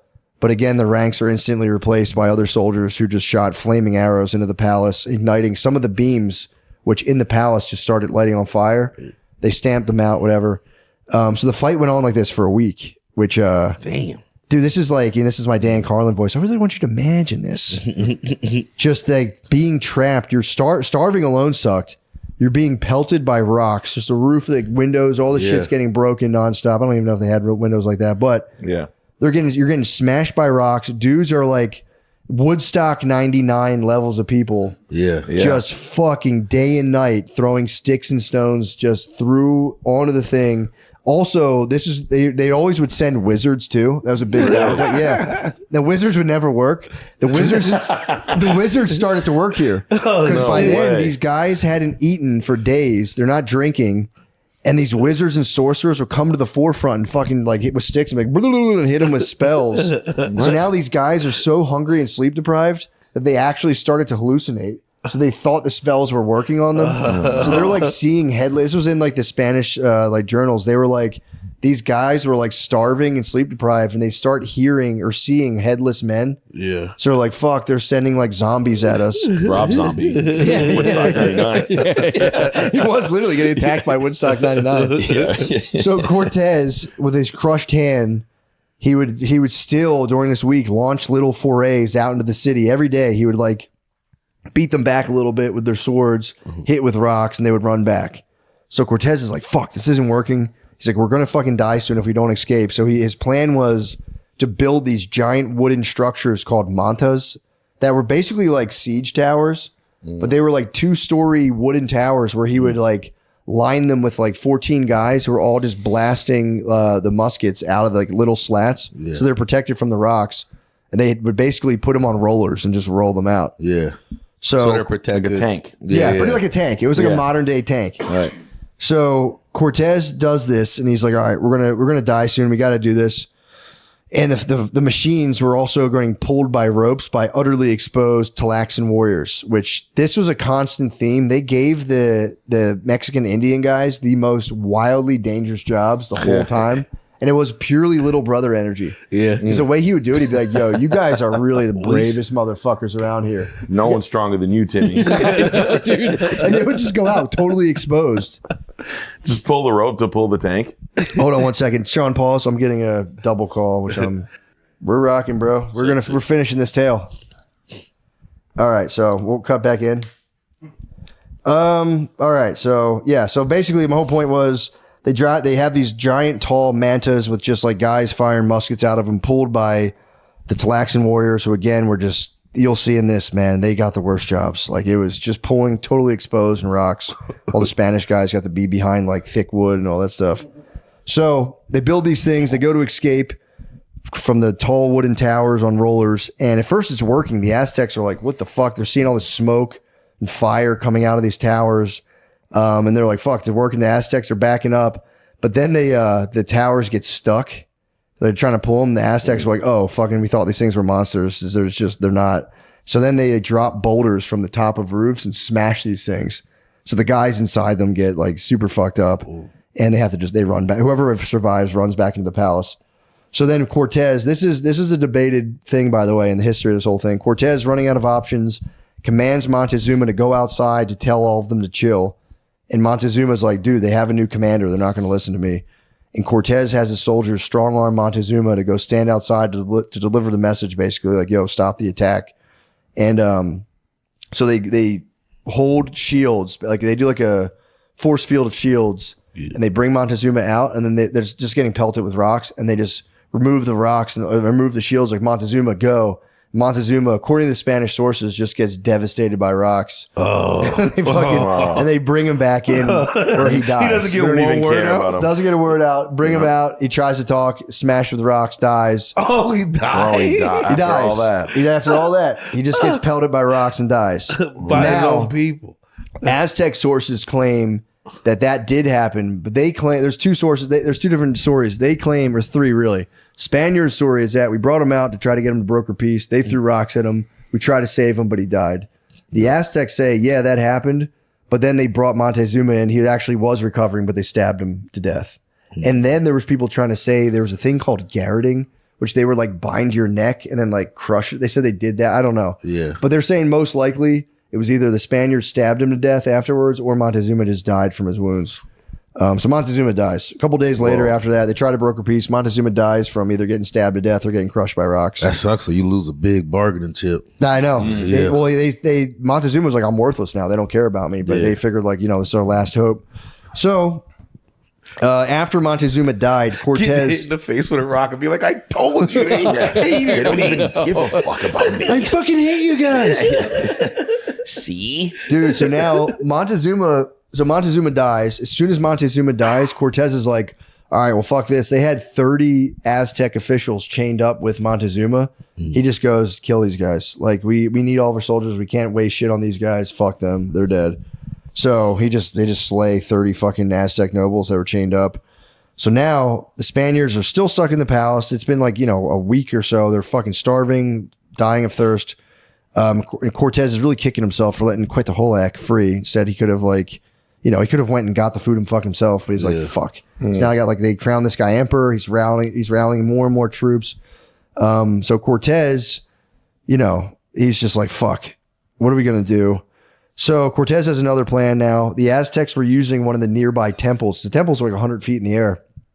And they'd watch like the people basically monitor their military movements. So Cortés is like, yo, we're going to build some more of these mantas, these large wooden towers, and we're going to fill them with like 50 soldiers. And he also went himself. He strapped a shield to his arm with a bad hand, held his sword in the other. And they're like, we're going to just like blast our way through, to this temple, get to the top, and kill one of their like military advisors, and that'll like it'll somehow sway it in our favor to do that. Yeah. So they did it. They get all the way there. They get to the top, and they just like throw priests off the roof. And they throw priests off the roof. Saw their statue of the Virgin Mary that they had put there was gone from the temple, and they go, motherfuckers.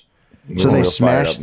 They smashed. They're real fired up. They smashed the Aztec statues, throw them down the steps, lit the thing on fire, and then headed back their way to fight their way back into the palace. And then, it was a victory, but about a dozen Spanish soldiers died, and probably hundreds of the Tlaxcalan warriors died. And they were just all getting like hit by it. Really was Donkey Kong. They had to go up on the way up the steps. They're getting smashed by like rocks, and barrels and shit. It was like rocks and branches. So they got fucked up. They lost 12 guys, but at the end, Cortés, it did raise morale. They're like, dude, we did this. We're gonna figure this out. That night, Cortés gets approached by one of his soldiers, a guy named Botello, who happened to also be an astrologer. And Botello claimed that he'd been having visions and talking to spirits who told him that if they didn't get out of the city that night, they'd die tomorrow for sure. Yeah, that's some Leo energy right there. Yeah. Yeah. He's like, we need to be Pisces right now. Yeah. We need to get the fuck out of here. So Cortés is like, yeah, dude, I don't know. The fact you've been having visions and you know anything about stars, I believe you. So he's like, we're going to flee the city at midnight. The only issue was the treasure. They had 8 tons of gold, silver, and gems. And how to escape with such a haul during peacetime was almost impossible.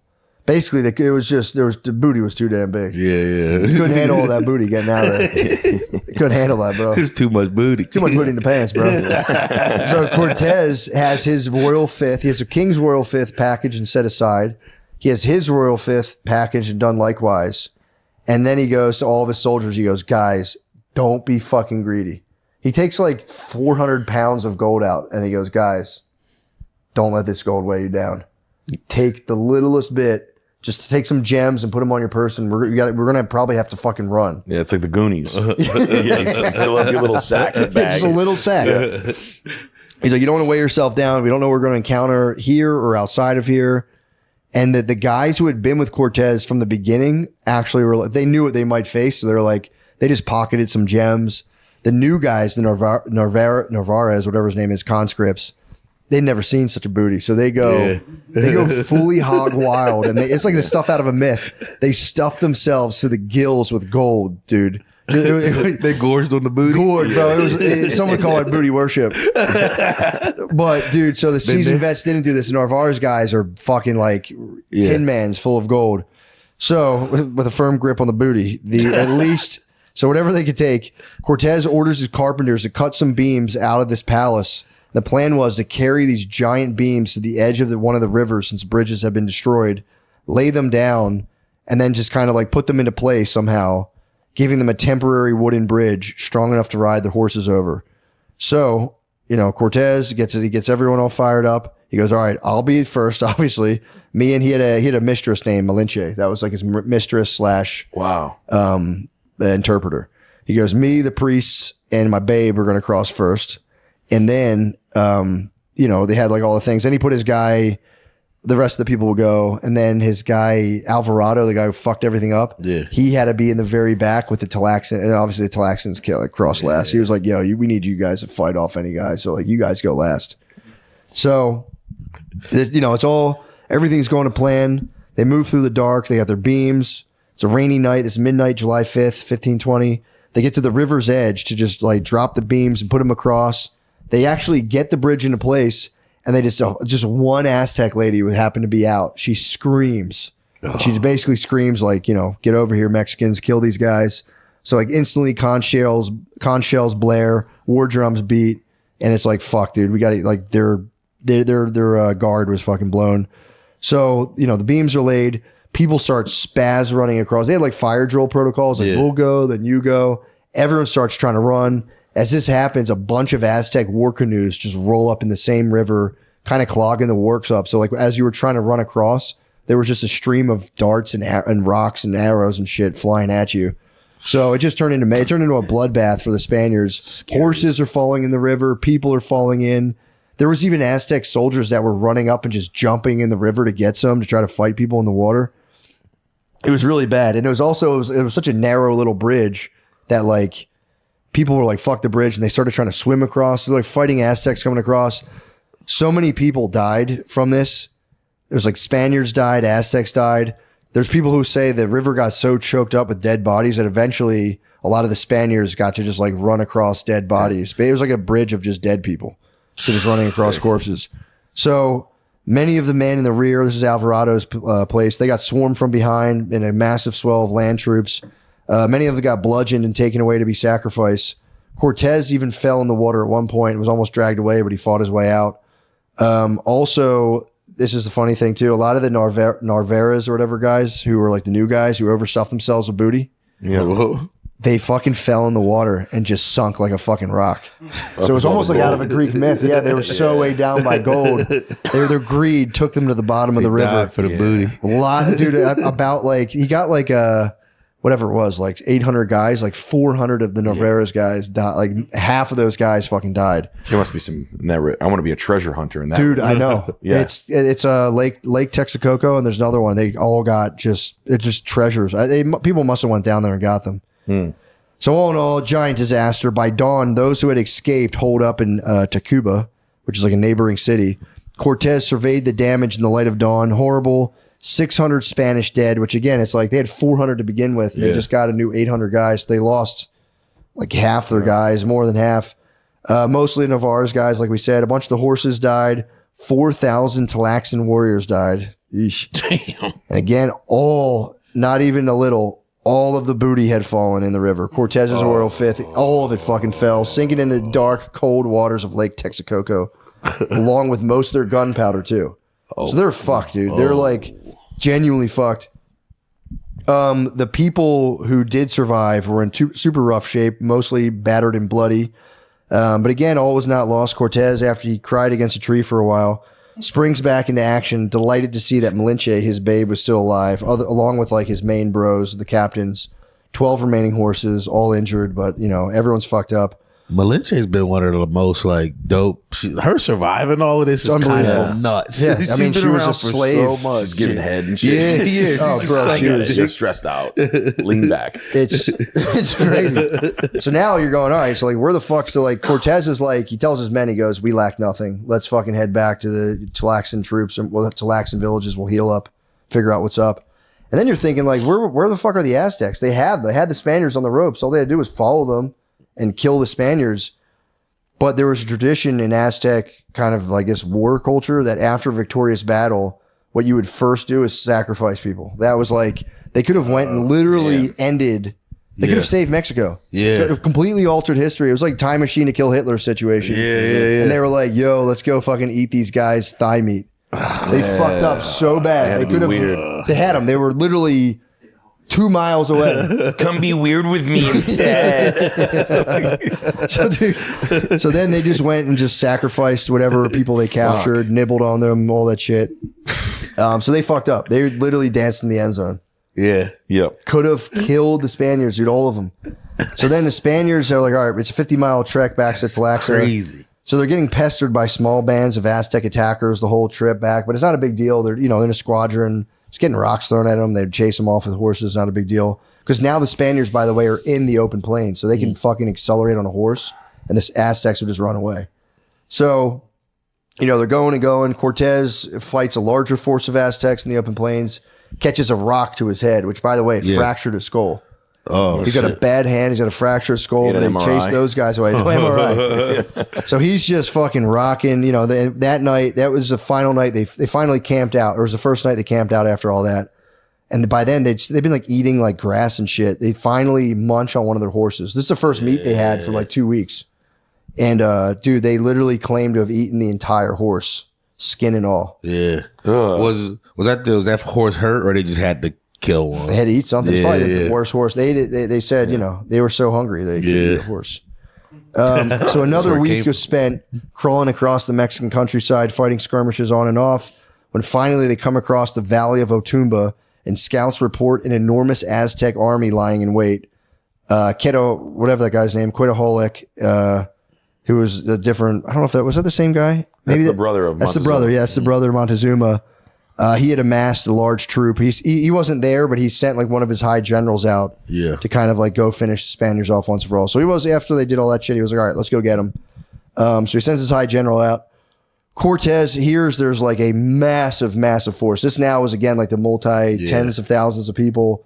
And Cortés apparently said he saw such a multitude of Indians that the fields all around him were so full of them that nothing could be seen. He was like, fuck, dude.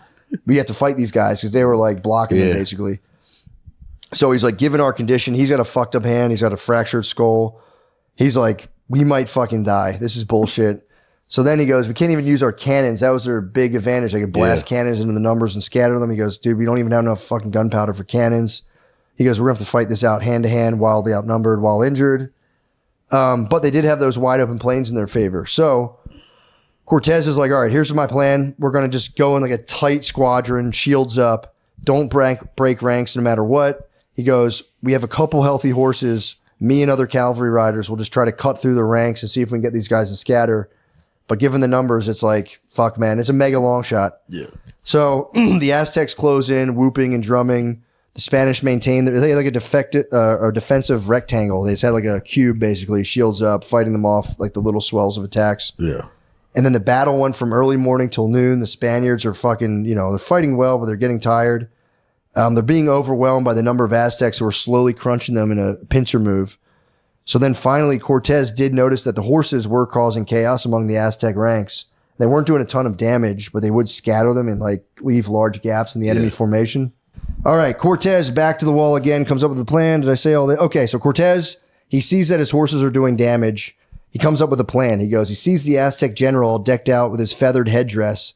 He calls Sandoval, Olid, Alvarado, all of his boys. He goes, ride with me one last time. Basically, this is an ID4 suicide mission. We're going to ride into the heart of the ranks, right toward the Aztec leader, and we're going to go try to kill the general. And that maybe will scatter the ranks. So Cortés, it's kind of bravely. A lot of these generals you think would just send other people to do it. Yeah. He gallops first like a maniac, and he knocks the feathered headdress off of the general. And his boy Salamanca comes behind, impales the general, pulls the spear out of the guy, snatches the headdress, and lifts it up into the air. And then the guys are like, the loss of their leader fucked up the ranks because he was the one telling guys which way to go. So they saw what happened and they're like, what the fuck? So then they're like, he killed the general. That's supposed to be the most powerful guy. The Aztecs fucking freak out. And Cortés, like the moment of this hesitation, Cortés orders all of his riders and guys to charge and unleashed all of the war dogs. And the dogs just started chasing these guys. And then they like just retreated and trampled each other, blah, blah, blah. So then Cortés finally gets back to Talaxa, dead to the world. He's like, they escaped. They get back to the village, and he's a fractured skull. He lays down for the first time in a while and falls into a coma. So it was like the biggest military victory of his career. Passed down into a coma. Nobody knows. They're like, is this guy going to die? What the fuck's going on? So he just laid there for 3 days, nursed by his sweet Malinche. Beast. And that's where we leave off. But basically, Cortés has this massive military victory, scatters a huge Aztec force that, again, could have wiped them out after they were done dancing in the end zone. They did reassemble and cut them off to go like finish them off. And Cortés went dumb on a horse, total fucking Braveheart. Army scatters. So Cortés gets back to Tlaxcala, whatever it's called. That was their allies, the Tlaxcalans. And those ones that like hate the Aztecs. They hate the fucking Aztecs. They can't stand them. And like the Sempolans were another indigenous group that hated the Aztecs, but they were kind of pussy compared to the Tlaxcalans. The Tlaxcalans didn't give a fuck, and they were like, the Tlaxcalans actually lost 3,000 people in the Noche Triste. They lost a lot of bros, dude. We talked about it last time. They had big time little brother energy. Yeah. Dude, they would send them out on the most dangerous, fucked up parts of these battles, and they were like, I know you're brave. And they'd be like, yeah, watch this shit. 1,000 of them would get killed with rocks. But Cortés gets back to the Tlaxcan village, and what does he do? It's literally the most alpha thing possible. He falls into a coma. Total Last Samurai move. Goes back. He's in a foreign land. He's been proven in battle. He's injured. He falls into like a week-long coma, And the whole time, Malinche is just nursing him back to health. I for real love Malinche. Dude, Malinche is for real the best. Yeah. I'll get to the end about Malinche and Cortez's love story. Yeah. It's pretty charged at the end. It really surprised me. It kind of caught me off guard. I'm excited about that. But so stay tuned to the end to find out what happens. But so he's getting literally like the whole treatment of like water from a rag being dripped into his mouth. It's again total Last Samurai. After about a week, Cortez finally sits up. They like thought that he was going to die. His morale was pretty low, and he just starts babbling like a fool. It's making no sense at all. But then slowly he kind of gets it together, and over the course of a day or two, he gets up. He's walking around. He can only walk for like a few minutes at a time. He's still very fucked up, but he's moving around enough to kind of assess his troops. And he looks around and he goes, "Dude, we're fucked." And they took 20 days just to recover. Like they needed to chill for 20 full days. And during that time, 4 dudes died. That's so funny to be like, we just need him to wake up. He'll get things situated. He wakes up and goes, "We're doomed." He woke up at first and was like, like fuck. He's retarded. He's fucking retarded. They made him retarded with rocks. Which is kind of like the Aztec battle plan. They're going to make you retarded with rocks and then eat you. It's like, They took our general's voice. so then he recovers though. 20 days go by. He's able to walk around. He's getting around. He can kind of think. He can talk. During this time, all was not good with the Tlaxcalans or whatever they're called. Tlaxicans. I'll call them Tlaxicans. So the head chief, his name was Maxacatzin. I'm just going to call him Max Attack. Max Attack was the chief of the village along with this guy, Ixatinga the Elder. And these guys, they liked Cortez. And they'd already pledged, their allegiance to the guy as they'd shown by giving him all those troops and, supporting him in battle against the Aztecs. And they liked him. And they were, these guys stood by their word. But there's a guy, Xicotinga the Younger, or Ixatinga the Younger, and he never liked the Spaniards the whole time. He was obviously Ixatinga the Elder's son. He was little Ixatinga. And little Ixatinga was a bit of a problem in this village, and during this time he got approached by an envoy of Aztecs promising him, he's like, "Dude, we'll give you guys a ton of salt, cotton, and feathers. Just stop feeding these fucking Spaniards." He's like, "Stop giving them food, stop taking care of them. These guys, we got them weak, but they could die." So Ixatinga, they have a big council. Ixatinga the Younger goes to the council with the idea, and Max Attack and Ixatinga the Senior go like, basically, get the fuck out of here with the bullshit. We hate Aztecs. Like, these are our lifelong blood enemies. Yeah. I'm not taking their salt and feathers. Fuck you, dude. I respect the shit out of Fuck that. you. Yeah, they're kind of, the old dudes are nice.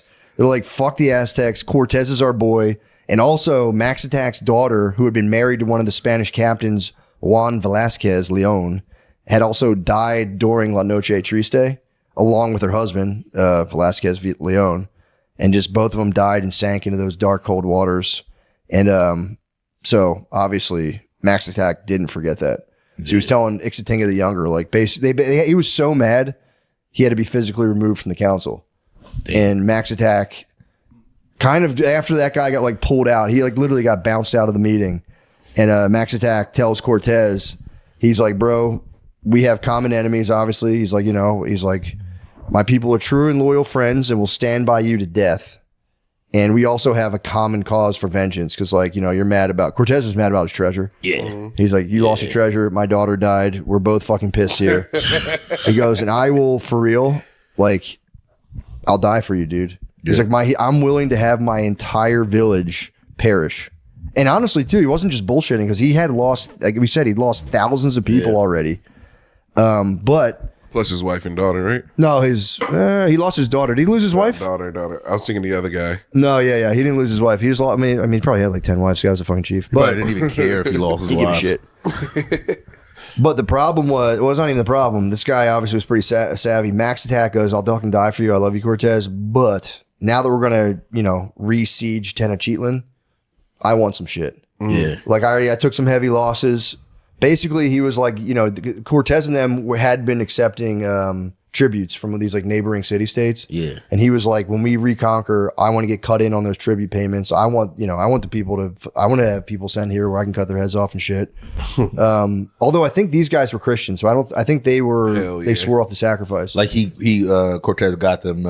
He actually, the lady who died, his daughter who died, had been baptized, and her name, she had like a name like Doña Maria. She's in heaven then. She's in heaven. She made it to heaven. Thank fucking God. Yeah. So Max Attack though does use that opportunity to be like, bro, like I want a piece of Tenochtitlan that can be like a a Tlaxican kind of outpost. I want tribute payments from the surrounding areas. Like we're gonna go 50-50 kind of on this. No more of this like, I'm just gonna help you kind of shit.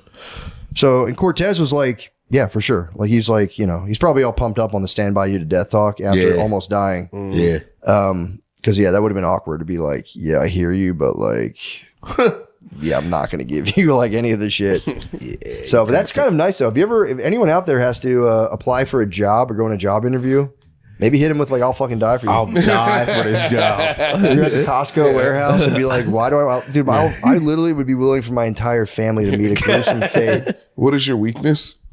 I think I'd rather die for this job. Yeah, my biggest weakness. Yeah, like if in the process of me working in this warehouse, my entire family's crushed by a pallet of soda, so fucking be it. All I ask for is a decent salary. It was kind of a mindfuck. Yeah. All I asked for is $38 an hour and health insurance. Yeah. So Max Attacks goes and makes his plea for more stuff because he's going to pledge more guys for the the reconquest efforts. And Cortez is like, yeah, obviously, bro. Like, we're bros. I love you. Like, if the Tlaxcans had turned on him at this point, they could have killed him. Like, they were in a pretty precarious situation. Yeah. So then Cortez is like, all right, I don't like I don't like our state here. I'm feeling kind of weak. He writes a letter to La Villa Rica de la Cruz, his flagship village. De la Cruz. And he tells his first in charge, he goes, his name is Alonso Caballero. He goes, yo, man, send me some more guys. And all their gunpowder got soaking wet. So their gunpowder was trash. Cool. He goes, send me some men and some gunpowder. And if anyone talks about leaving to go back to Cuba, scuttle the fucking ships. He's like, he's basically told him like, we had to get out of Tenochtitlan. He didn't tell them exactly what happened because he didn't want to like fuck morale up. So he kind of lied to them all. And was like, yeah, it was just kind of beat. We had to like get out of there real quick. He didn't tell them how bad their damages were, but he goes, dude, send me some gunpowder. Send me some, more soldiers. We need some people. And so like, a few days pass. Sure enough, reinforcements arrive. They had a ton of supplies, which was cool.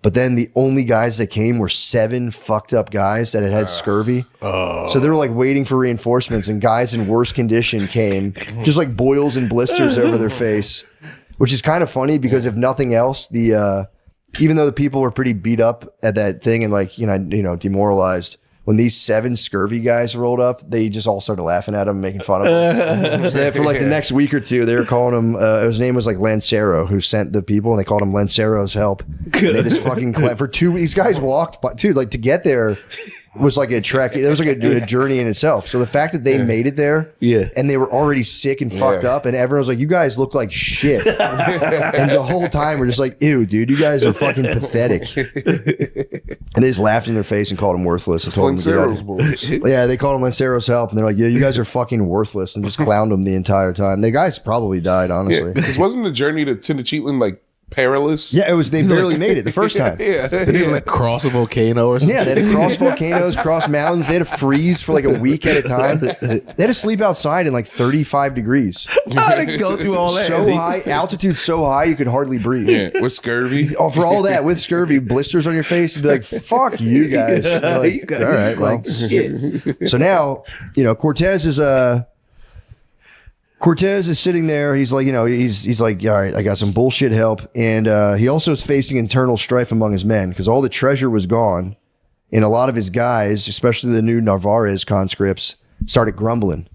They're kind of pissed because Cortez, realizing the majority of the treasure was gone, ordered all the soldiers to pony up whatever like treasure they escaped with into a communal war fund that Cortez obviously controlled and probably took all of it. But he was there's a lot of guys talking about leaving, and Cortez was telling them, the penalty for desertion is death. So you want to keep playing, I'll kill you.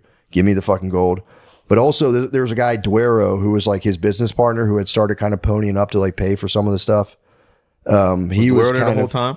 Duero? Yeah. I think he was there the whole time, or he might have came with Narvaez as well. I don't know. That was kind of unclear to me, but I think Duero might have came with Narvaez. I could be wrong, but he could have also been there the whole time. But something tells me he came later. Yeah. But he was apparently footing the cost for the continued, because I think they were like writing letters to get more supplies from Hispaniola or maybe Spain. I think Duero was kind of like in charge of that. But he had wrote Duero, who was his business partner, wrote Cortés a letter, basically tell us 2-page letter, basically tell him the whole thing was looking like a massive bust and they should just pack up and go home. And a bunch of the surviving soldiers signed it too. So they give the Cortés this letter. And also there was language in the letter that kind of pissed Cortés off, being like, we demand that you, and like Cortés apparently was like not really with that shit. Yeah, I get it. Yeah, he was like, no, that like apparently really pissed him off. So Cortés just goes to his tent and he just kind of retires there and he just reads the letter, starts scheming. He's fucking fuming. Still has a fractured skull. He can only walk like, maybe like an hour a day because he was still recovering. But he's scheming. Cortés in the lab is dangerous. He's scheming. He's truly in the lab.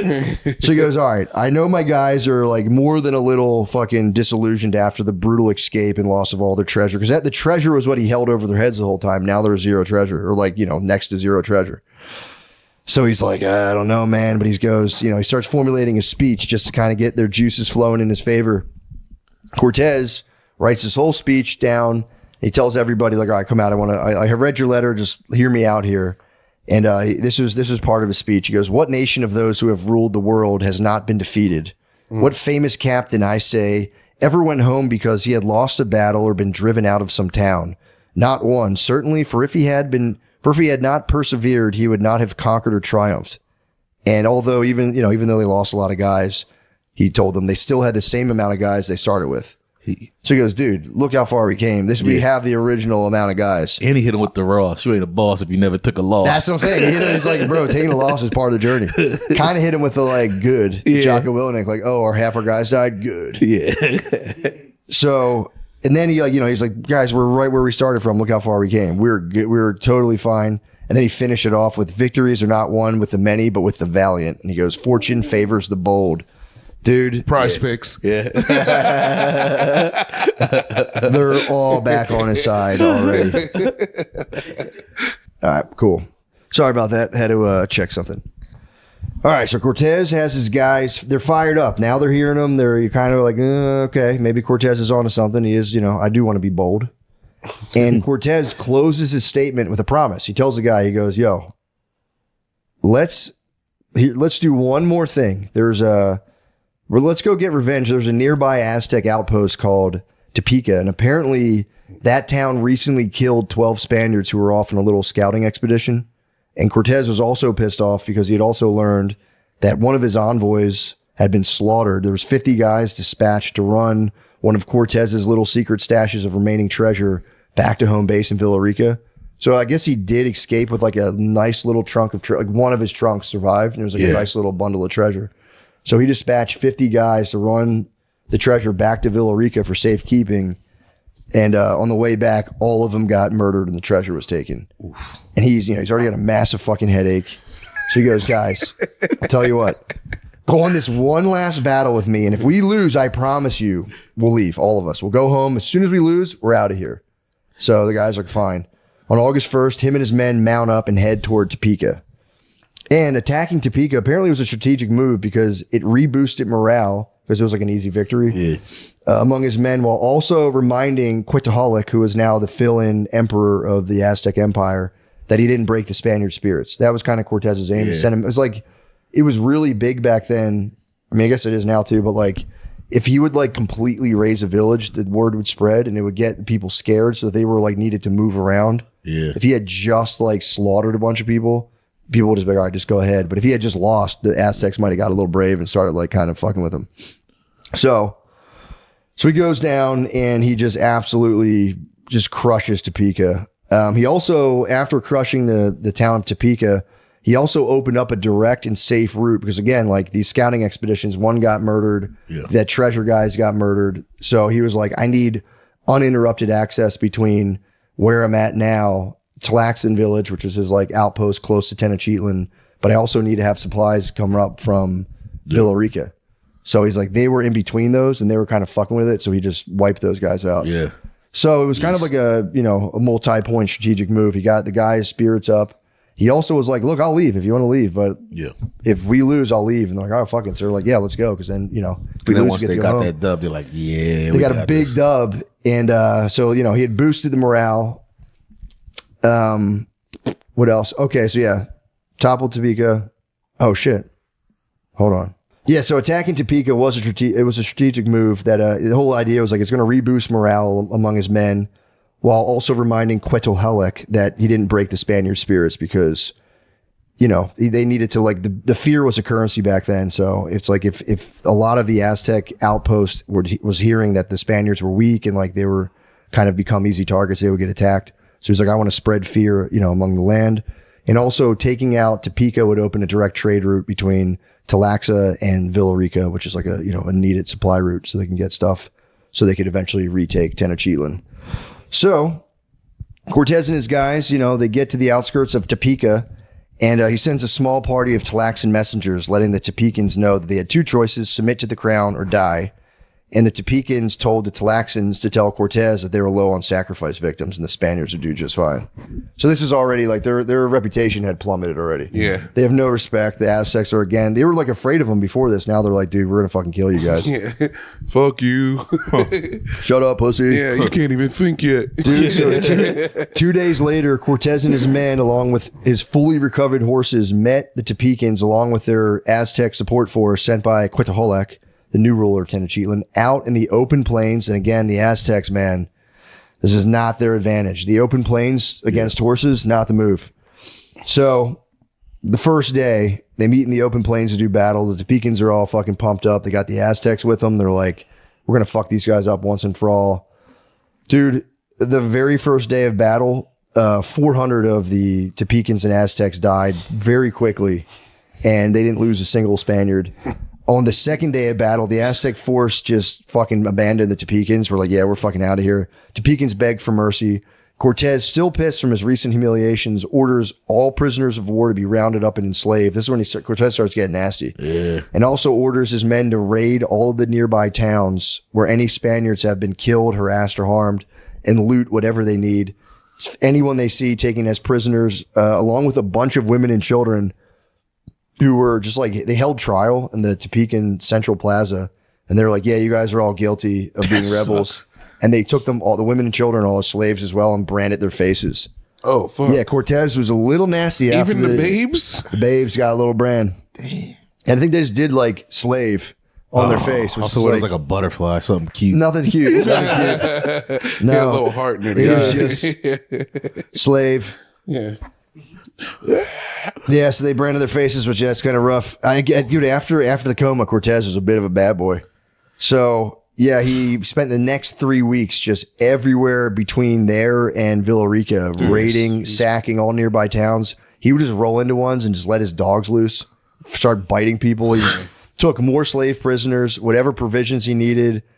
He also wrote during this time. He wrote a letter to the king, being like, "Bro, I had no choice to do this. I just don't want these guys doing human sacrifice anymore. And the only way to get them to chill is to just take them and just have sex with hot ladies, because there was a lot of that going on." But he did try to talk to him, no? he would go for peace. But At the beginning, he was super beginning, like, he he was all about Mr. Peace, Mr. Chill. He's not Mr. Chill anymore. He had to take that guy's head. But, and that was the thing too, Cortés, when they did that brutal ransacking of Cholula, it like altered the whole landscape. So he was like, fuck these, I'm done fucking around with these guys, because I've almost died. He's almost died like 5 times now. So I'm done fucking around. He got like pretty brutal too. He wrote that letter to the king being like, bro, like, trust me, I'm still chill. Just got to do what I got to do. But in one of the villages, he had lined up and executed 2,000 men while all their wives and children watched. And, the practice, as brutal as it was, it did work because he was feared throughout the land again. His word spread of how nasty he was in Topeka and all of its surrounding area. So now, like, all these people stopped fucking with him again. Yeah. And Cortés founded a new city in Topeka called the Segura la Frontera, which is the security of the frontier. Yeah. So now Cortés has a completely uninterrupted stretch of land between Villarica towards the coast, up to like the plain lands of Topeka, and into kind of like before the mountains in Talaxa. So he's got a nice stretch of land right before Tenochtitlan. Yeah. So that was like a major victory for him. Those Aztecs that abandoned, they just like, did they go to another village, or do you think they went back and was like, those fucking Spaniards are tough. Yeah, Like, they we're going would probably crazy. send an emissary back, like messengers back to Tenochtitlan, and then they probably had they had outposts all over there, and they had like a spy network. So some probably went back to Tenochtitlan, the other ones probably just like chilled or went back to another city. That's probably like, if you go back to, you're going to die, right? Because you're abandoning a battlefield. No, they could retreat. They could be like, fuck it, we had to leave. Because especially if it was like their general told them to retreat, then I think it was like sanctioned. But you never know. I mean, if the emperor gets mad at you, he can definitely cut off your head if he wants. So, pumped on his military successes, as well as the fact that he had now controlled roughly half of Mexico's land, Cortés hatches a wild plan to take Tenochtitlan.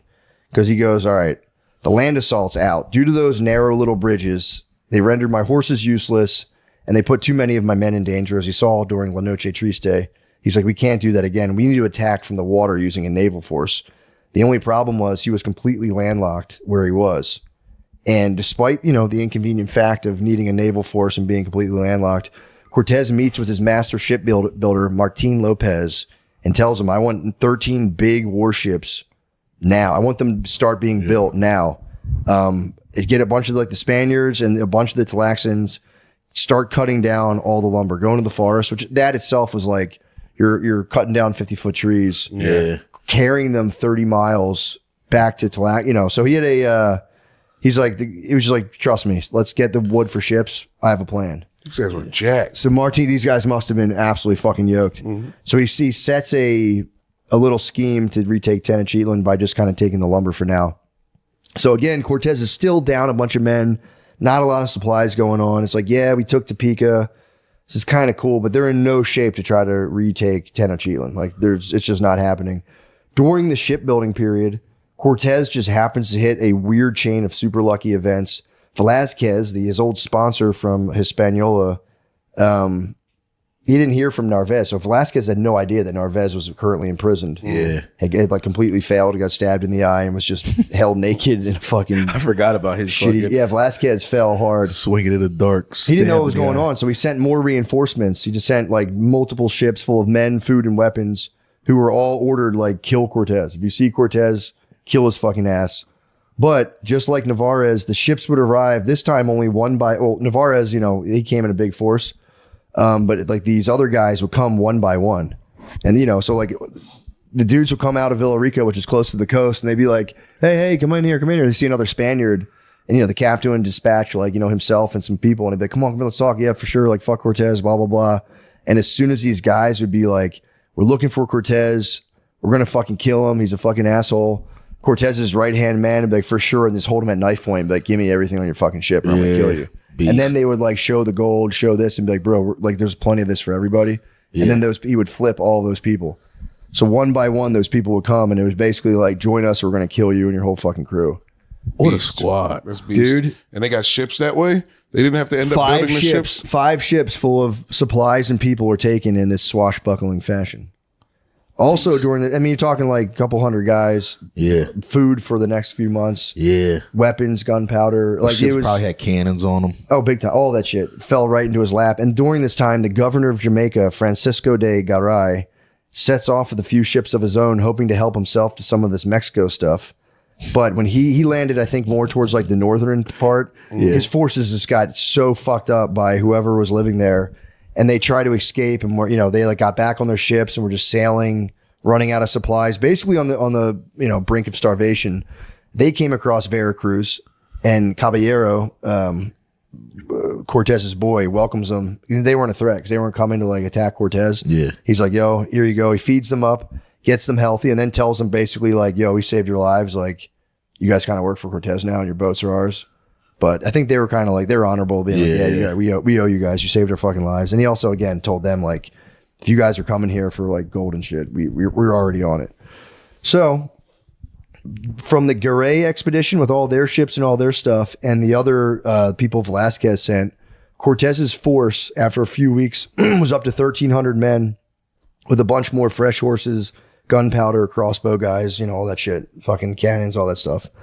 Also, and this is a nasty way to get good luck. During the same time, while Cortez's, luck with the ships and supplies was soaring, the Aztecs were dealt a deadly blow. So during the Narvaez attempted conquest of Cortés, and then I guess Mexico was the plan, one of their African porters, is what they were calling them, were suffering from a nasty case of smallpox. And they led him up in the village of Sempola, which was the original village of Cortez's first allies in Mexico, and the town of the Fat Chief, whatever, blah, blah, blah. And he spread smallpox through Sempola, which then spread through all of Mexico. And it decimated, dude.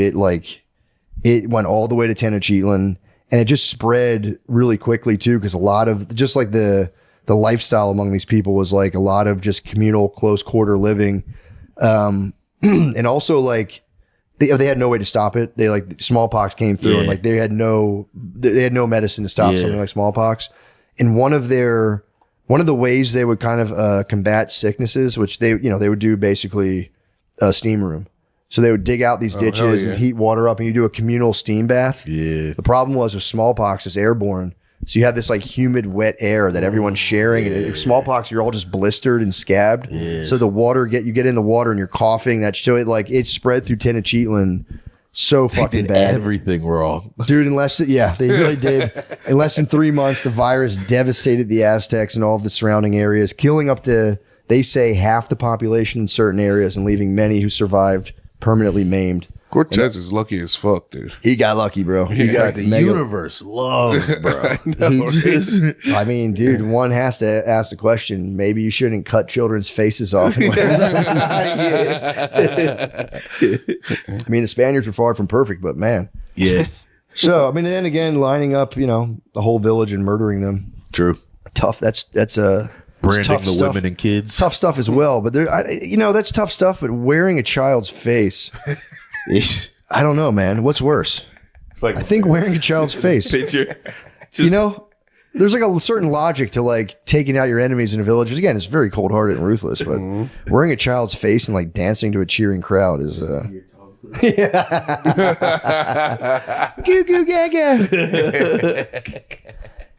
Also, the smallpox sickness also messed up food production in Tenochtitlan because there's people who like would prepare food and grow it just got sick. So like they set off some short term but pretty serious food shortages, leading to some famines that were kind of affecting Tenochtitlan. So Cortés is like rising to power. Yeah. Again, just through really sheer luck, and also a little bit of the skill. His right hand men were pretty nice at like swindling these Velasquez guys. Yeah, they were swagged out. You had to give that to them. Just being like, "Oh, dude, yeah, for sure, fuck Cortés." And like, bam, because they would be like, "Cortés is a fucking scoundrel," and they go, "Yeah, don't ever fucking say that again. Give me your shit, or I'll kill you." Also, during this time, the Spaniards had immunity to smallpox. That shit didn't affect white people. So the locals now, after being like, oh, they're weak, we got them on the ropes, started going, ooh, these guys might be gods. Fuck. Fuck. And also, unfortunately, too, the Tlaxcans weren't immune, and a lot of them died as well while they were kind of camped up with them. Yeah, dude, can you imagine losing a battle and then unleashing a plague? Yeah, I mean, and there was a thing, I remember a thing in the book about like specifically skin afflictions were thought to be from one of the god. It was like a god punishment in the Aztecs. If you had like skin shit, they'd be like, dude, the hummingbird god, what'd you do to piss him off? So that was like kind of scary to like be in battle and then get this rashes. It was just, fucking them up. So meanwhile, Cortés and his men, unaffected by smallpox, just grow stronger by the day. He took that time afforded to him, by the horrible virus, to just start writing letters to the king. He wrote so many letters. He like psychotexted the king the entire time. Being, bro, how you feeling? He just chilled in Villarica, writing to the king, being like, dude, okay, so here's what happened. These ships came. I did jack all of them and all their stuff, but it is all for you. He's like, my lord, it's all for you. I love the crown. I just don't want this opportunity to pass you by, and he had 500 guys sign it being like, yeah, no, we're all down with this. And also during this time, there were a few of the original Velasquez guys who were like from the team Velasquez sent, who were like loyal to him, who were bitching about wanting to go home. And Cortés was like, you know what, guys? Get the fuck out of here. Just go home. And he used the ship sending them back to send letters back to Hispaniola targeting some of the royal audience to petition the crown in his favor. Basically to like, tell Velasquez to chill the fuck out. I'm here doing something major for the king. And only the king can tell him, like, stop bothering Cortés. Yeah. Cortés also sent a letter to his wife. He has a wife this whole time, by the way. Beast. Catalina, sweet Catalina, sending her some jewelry as well. So he must have been fat. He must have been feeling bad about fucking on Malinche this whole time. So now, Cortés, he tells his bro Sandoval. Sandoval's a fucking beast, by the way. Tells his bro Sandoval to take 200 men, 20 horses, and a whole bunch of the Tlaxcans, whoever's, not sick, to go just hit the northeast areas of Veracruz and just conquer any town you see. Just like, we need to like completely spread out the safe zone. Sandoval comes back with, his force a month later after not losing a single Spaniard with a whole bunch of slave women and young boys. The boys, I think, were there to like work or whatever, but I mean, I just don't put smut on these guys. But he comes back with a whole bunch of slave women and boys tethered to a long pole, faces unfortunately branded as well. And this is kind of a brutal aspect of this whole thing, but soon, due to the influx of the slave babe population, discontent arose within Cortez's ranks. Now, could you imagine why discontent might arise in the ranks? The slave With babes. the slave babes. What would you guess would be the problem? That's my slave babe. Exactly. Why does he get that slave babe and I have this slave If I babe? have this busted slave babe. That's exactly what happened, dude. Discontent arises within the ranks. Out of all the women taken, the common soldiers were complaining that the officers got first dibs on all the hot lady slaves and they got all the fat and old ones. Cortez's solution, it's like a major problem. Cortez's solution was, which was technically fair, but still very dehumanizing and very nasty, was to basically auction off the hottest slaves to the highest paying bidder. So it was like, it's really fucked up. And then he's basically eBaying the women. That's to feel kind of nice for the hot lady. She's like, I'm worth 500 gold pieces. Still? Okay. I'm in the first block. It was kind of a proto OnlyFans. It is, dude. It is first OnlyFans. But he goes, hey man, look, all right, highest paying bidder gets the hottest babes, and they would have to like judge the babes and be like, you are their number one seed, you're number two, and a heavy discount on the old uglier babes. So that kind of settled. That was like apparently a big problem. And then so Cortés then goes to Cholula after he figures out the babe situation. And Cholula has also been ravaged by smallpox. And now, they're very friendly towards him after the last debacle when he kind of like slaughtered their whole town. And, and they also hear what he's currently up to. And they're like, yo, dude, Cortés, fucking we love you, dude. Sorry about all that bullshit. Our ruler just died. So we need you to, pick one of like our new ruler. Like a lot of places started doing that to him. Like, can you pick our new ruler? And Cortés would just like find the guy who was the most stoked on him and be like, yeah, that's your new ruler. And so he heads back to Tlaxcala, and he's sorry to hear that his longtime friend and ally, Max Attack, had died from the deadly virus. Yeah. And Cortés was like honestly genuinely bummed. He fucking loved Max Attack and ordered his top captains to wear black cloaks for an entire week to show respect.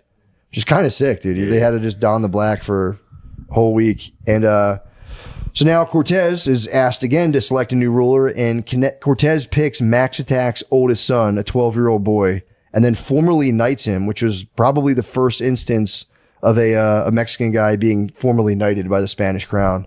And then they baptize the boy, and Cortés, through Malinche, basically urges him to always be great like his father and honor the friendship and not be a dickhead like Zicatinga the Younger.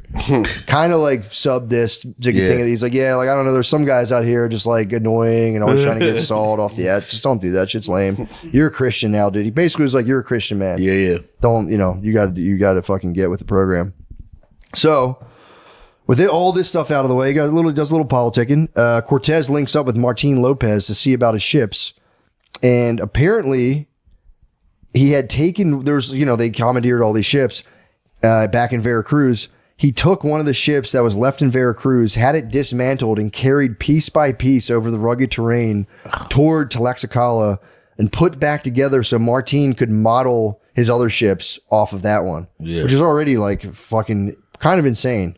And also it was smart of Cortés, because in the beginning he scuttled those ships way long ago when his guys originally were talking about going home. Yeah. Before he got sunk those ships, he did take off all the sail straps, hardware, and he did store that in safekeeping, knowing he might have to build ships later. So he had all of that shit kind of brought up as well, so they could equip the new ships with all the old sails from the old ones. It's a pretty smart move. But this task, by the way, took 8,000 Tlaxcan guys who had to carry them over mountain terrain. So that was a pretty serious ruck. Yeah. Just a giant ship wheel. They were rucking, dude. Yeah. Okay, so now we're in December. It's December now. It's cold, a little chilly, and since September, Martin has been overseeing this gargantuan task, and also, again, this is mission critical to retaking Tenochtitlan. It's like this is if they don't do this, there's a chance they never do it ever again. Mm-hmm.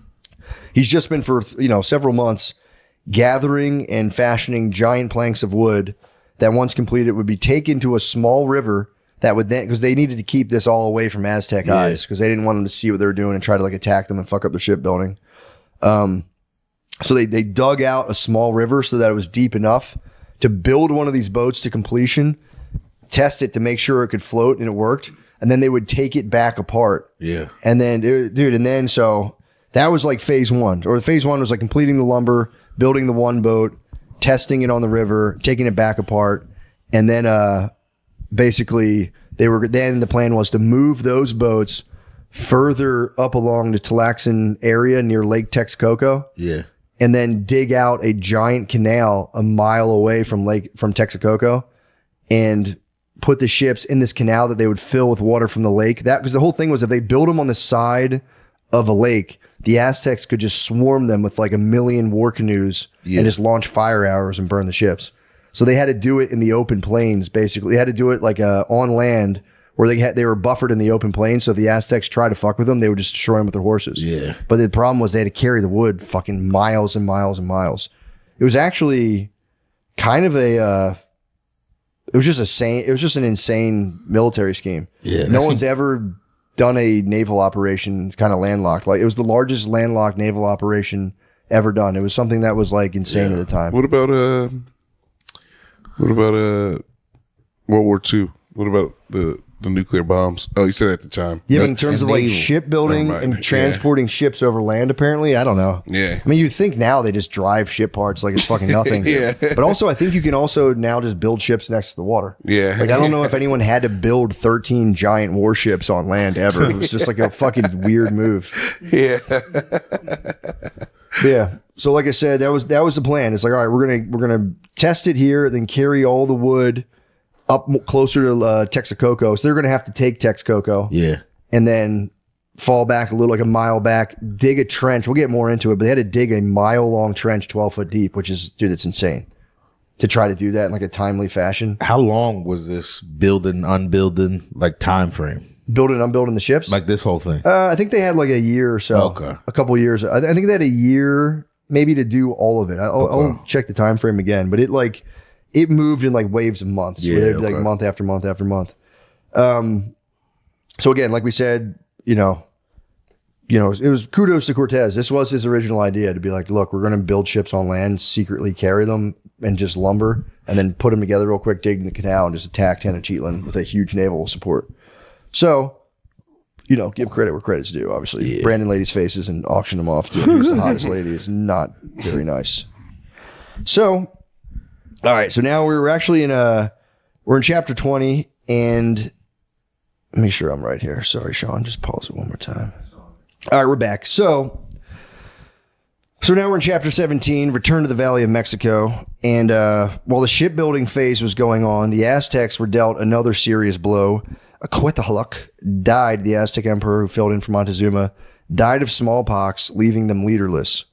But this guy, Prince Cuauhtémoc, not Cuauhtémoc, Cuauhtémoc steps up, nephew to both Montezuma and Cuauhtémoc. One of the native sources claim that Prince Cuauhtémoc, now emperor, was the guy who launched the stone that killed Montezuma.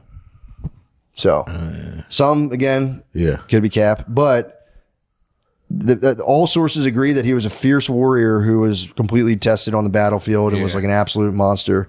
So the first thing Cuauhtémoc did, the final emperor of the Aztec Empire, first thing he did, and he was pretty savvy militarily, he sent messengers to the surrounding areas and all the vassal states just to be like, yo, dudes, because they were all kind of fearing the Spaniards. So he was like, yo, we just almost killed them.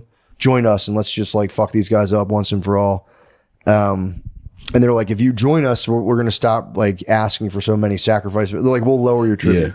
We don't need as much food. Some, but yeah, we're gonna take some, and we need some food. Actually, we need a lot of food right now, but we'll chill with the sacrifice victims. And some of them were like, fuck yeah, dude. Well, we got you. We're stoked. Fuck these Spaniards. But a lot of them were wavering in support because they're hearing the gruesome tales of Cortés 2.0's brutal fucking assaults and mass enslavement campaign. So they were kind of like, kind of don't want to get all the dudes murdered and everyone sold into slavery. So they were like, it was like half and half. Half the people like, we'll ride with you. The other half were kind of giving them like, yeah. We'll see. We got you. Yeah, man. Yeah, for sure. Yeah, we'll see what's up, man. Let you know. So Cortés, again, the whole time, he's just been training up his guys. He's giving the Tlaxcalan warriors like a official Spanish military training. He's like, getting everyone in shape, shoring up the swollen forces, and doing a final inspection before descending upon the Valley of Mexico. And again, his force, it's looking good. The men are well rested and strong. And also, Ixatinga the Elder pledged 80,000 Tlaxcalan warriors, which Cortés accepted 10,000 of them, knowing that feeding all 80,000 guys on the go would just be next to impossible. Yeah. So he tells Ixatinga, he goes, yo, appreciate you, bro. Keep those other 70K guys at the ready. I'll let you know if I need them, but I'm going to take these 10,000. You're the best. Love you. And Cortés then assembles. I mean, these guys were literally pawns, bro, on the chessboard. It's crazy. They would just send these guys. It's kind of nuts. But so Cortés assembles the entire mass of soldiers. He's rolling like 12,000 deep. This is the biggest squad he's had. This is big. Yeah, this is a big one, man. So he assembles them in the plaza of Tlaxcala and delivers just another sick speech, and then has one of his guys read a list of he has 17 rules of battle now.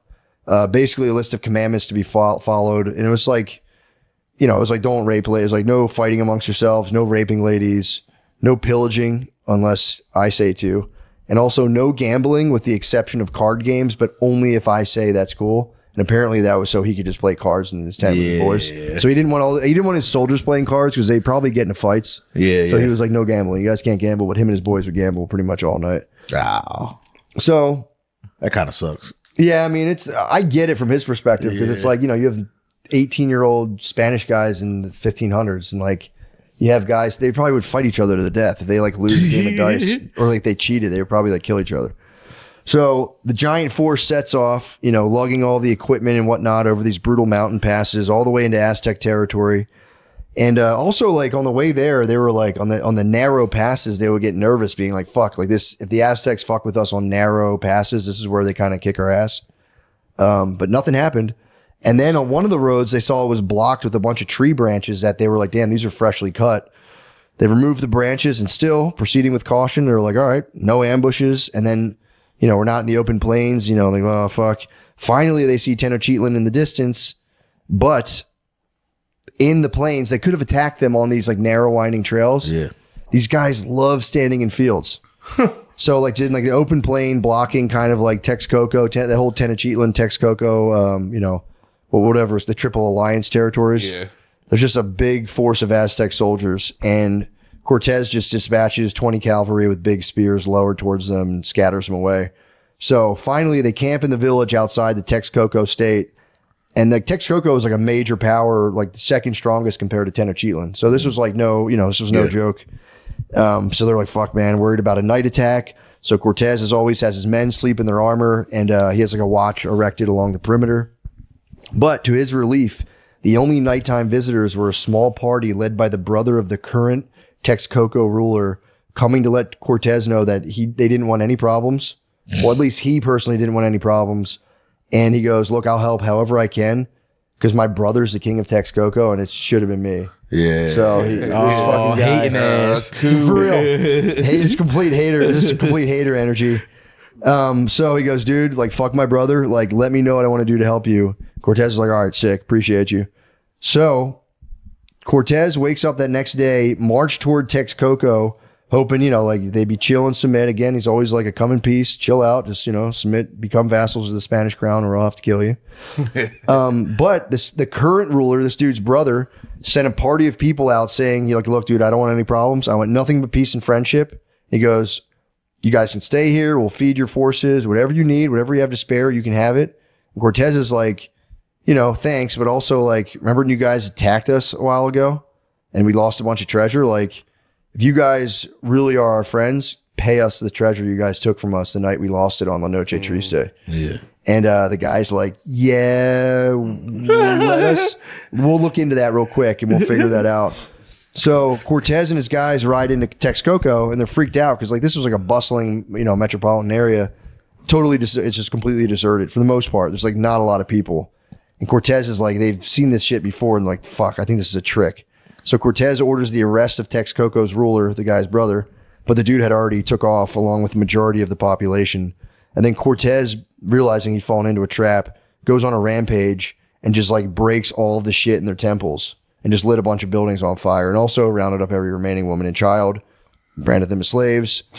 Quick babe auction before setting up quarters in the chief swanky palace. I mean, dude, burning like the order of operations so funny. But we're clearly going to smash all their religious statues, auction their babes, and then I'm going to bed.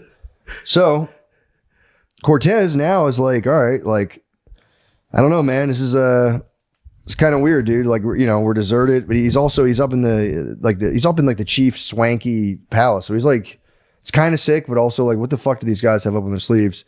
So Cortés meditates on the situation, and he's thinking about it. He goes, all right, if nothing else, this newly founded emperor of the Aztecs, Cuauhtémoc, he clearly has local support. So he goes, okay, before I go on my siege of Tenochtitlan, let me try to gauge how much support this guy really has and where his support's coming from, where it's not. So his plan now, along with the giant ships being built, he goes, before I even go into Tenochtitlan, I'm going to circle it in every place surrounding it. I'm going to pay them a visit and basically see where they stood. And if they stand against me, just completely fuck them up. He's like, my plan was, he wanted to completely cut off Tenochtitlan, like encircle him. So, because they'd once surrounded him, so he's like, I'm going to give them a taste of their own medicine. So after a few days in the ghost town of Texcoco, his men just rummaging about for food, they're getting hungry. Cortés is paid a visit by some nearby rulers of smaller Texcoco towns, and the guys come begging forgiveness. And they were like, dude, we want to pledge to the Spanish crown. We were forced to go along with the plan to trick you. Please forgive us. And Cortés goes, look, we'll forgive you guys, but only if you gather your populations back in the nearby villages and start bringing us food.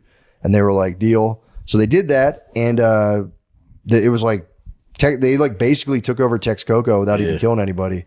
So now that was what they wanted for the ship operation. They wanted control of Texcoco right outside so they could have, control of the lake and all that stuff. So honestly, it was like, and also Cortés, so he had a supply of food close by. And also he was able to go to the tops of the temples in Texcoco, which gave him like a bird's eye view of Tenochtitlan. Just the way in Tenochtitlan they were spying on him from their temples. So right now Cortés is like, he can just see the guys on top. They're both binoculars. Just looking at each other. So he had Cortés had owned basically more than half of Mexico's territory. And he had a complete supply line from like across, I guess, a river to Tenochtitlan, all the way back to Villarrica de Vilacruz, where he could get ships from like Spain and shit sent in. So Cortés was kind of like, nice trick, you fucking dumbasses. He's like, I'm gonna go. So that was his plan. He's like, I'm gonna go in there and just I'm gonna chill here, set up camp, and just start kind of testing the surrounding areas. So for the next few months, Cortés and the Aztecs were just basically trying to gain influence in the surrounding regions.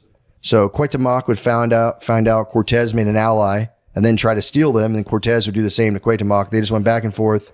Finally, Cuauhtémoc becomes hip to the fact that Texcoco, those little villages, are riding with Cortés. And so he sends some of his bros to go see if he can flip those little villages, but stop giving them fucking food. But those Aztec messengers are captured by the Texcoco chiefs and brought before Cortés, who just grills them for information and then sends them back with a message for their leader, basically submit peacefully or we'll destroy the entire city. So Cortés is nice. Yeah, I mean he's trying to be a gentleman about it. So Cortés decides to head south to Ixtapalpa to see if he can gain their support because he's starting his little encirclement of Tenochtitlan. So he divides his force, leaving a bunch of people in Texcoco. The majority of people are in Texcoco. And then he takes a small force with himself to march on Ixtapalpa to let them know basically the deal. Like, you're either going to get with me or you guys are going to get fucked up. Get down or lay down. Dude, yep, exactly. So as he gets closer to the city, he noticed the local villagers sending smoke signals, which informed the Aztecs about Spanish movements. And he goes, okay, so these guys clearly aren't our boys. They're already telling the Aztecs we're here. Fucking assholes. So as Cortés, he's like, obviously friends don't do that. Cortés enters the city of Iztapalpa and he notices it's like, now this is completely empty, total ghost town. And before he could even say like, what the fuck is going, something weird happened. The ground around his feet started filling with water. Turns out it was a water trap. The Aztecs had opened the dike of Nezahualcóyotl, sending seawater pouring into the city at an alarming rate. And Cuauhtémoc's plan was to drown the Spaniards while they camped at night, but I guess they opened the levee too soon. But still, Cortés kind of just stood there being like, what the fuck is going on? And luckily, one of the Texcoco allies, the chiefs, understood what was happening, and they tells Cortés, like, we got to get to high ground now. But also, there were some Aztec warriors who were descending upon them, trying to keep them from the high ground, setting up something of a Waterworld battle. But Cortés and his guys fight their way to higher ground through the Aztec force. And so the water's still coming slowly, so they go back down and destroy as much of the village and loot whatever they could. But then the water just out of nowhere flooded really quickly. Yeah. And I think like 500 of the Tlaxans drowned. Yeah, because those guys, when they got to burning these villages, that no one could control the Tlaxans. They would go so insane on anything. So they were like going nuts, and they rampaged pretty far into the village, and a lot of them got carried away. But Cortés and his guys like barely escaped. So they barely escaped, and then all these Aztec guys started coming off of war canoes to attack. And that was before the boss battle, right? The Waterworld fight. The Waterworld fight's usually before the boss battle. So then Cortés, the sizable force of Aztecs come up on war canoes to attack. Cortés had his guys fight a retreat all the way back to Texcoco, and that was the end of that. The Aztecs considered it a big victory, while in reality, one of their key cities had basically gotten flooded and destroyed. And Cortés was happy just to get out of it. He was getting out of it alive. He was like, yeah, we had a retreat, but like kind of mission accomplished here. Yeah, and they flooded their cities. Yeah, you guys, we burned it, and then you guys flooded it. Okay. And then like we all survived. Yeah, we lost probably about 500 to 1,000 Tlaxans, but we got, 10,000 of those guys. Texcoco or Ishapodal? This was Iztapalpa. Texcoco is like, that's their home base. They're not going to fuck Texcoco up. So now, so Cortés gets back to Texcoco and he hears about another city, a city named Chalco, who, surprising to Cortés, because this was like really riding for Tenochtitlan pretty hard. And they had actually a force of Aztec warriors set up in their city. They had sent a secret messenger to Cortés to say, hey man, not really feeling the Aztecs right now. If you can get them the fuck out of our city, because like we didn't ask them to come here, we'll become your vassals, but you got to get them out of here. So Cortés taps Sandoval to lead a force to Chalco and get it done. They arrive at the gates of Chalco, and there's a large Aztec force again awaiting them, ready for battle. However, again, dude, they set up shop in the open fields, and the Spanish horses have that massive advantage we've seen time and time again. But the Aztecs this time were prepared with large spear, like copper-tipped spears, so they can impale the charging horses. But it's like, I mean, think about it, dude. If a horse runs full speed at you and all you have is a spear, it didn't work that well. I mean, it's like, I get the idea, and you might stab one, but it's like, I like really ran through that in my head. I'm like, dude, if a horse ran full speed at me with a guy with a sword swinging, like, what are the odds of going like, oh God, and like moving out of the way? I mean, you could like tuck roll to the side, and I don't know. Copper's not that strong anyway, right? Wouldn't it really break not. No, it's not. Compared to iron, dude, it's actually a very soft metal. You can bend a copper pipe and it'll snap. Damn, dude. So, so they go to Chalco, they go in the open fields. Aztecs get absolutely fucked up. They get scattered with ease, and Sandoval, along with a force of Texcocoans, enter the city, kick the Aztecs out of their central command post, and claim the city for Cortés. Texcocans? Are you talking about Sean? Huh? No, Sean, you think he's a Texcocan? He's a Tex cokehead? Jeez, Lemaire. Guy just had the norovirus. You're a tech. I know you are, but what am I? So Sandoval left a small force behind in Chalco, whatever the hell it was called. Left a small force behind to guard the city of Chalco and headed back to inform the delighted Cortés about his victory. Cortés high-fives him And just immediately, he really fucking has Sandoval doing work. That guy never gets to chill. He goes, dude, go back towards Talaxa and check on the progress of our great ships. And, maybe stop off in Zeltepec along the way and fuck them up, since they had killed, earlier on, they had killed 45 Spaniards the year before, when a contingent of Navarre's men were dispatched to meet with Cortés, but were ambushed outside of the city of Zeltepec and all brutally killed, all 45 and their horses, no survivors. So Sandoval hits Zeltepec, where he and his forces drive the Aztec out of the town. It was just a piece of cake. There was Aztecs there. Same deal as Chalco. They're there like an Aztec outpost, kind of looking over the town. Sandoval and his boys just ride up, beat their fucking ass. And then Sandoval goes to the local chief like, yeah, you motherfuckers are next. And the chief, like, trying to be cool, is a really weird move. He's like, no, we're your boys. He goes, dude, check out what these Aztecs did. And he took Sandoval and some of his guys to a temple where the skins of 5 Spanish horses that had been flayed out and preserved sat on the ground, along with the faces of a few of Navarre's men, beards and all, with their blood clotted all over the walls, or clotted in the beard and smeared all over the walls. Sandoval was just like, why the fuck did you show me this? He's like, dude, as punishment for this shit, what do you think they did? Slaving the villagers.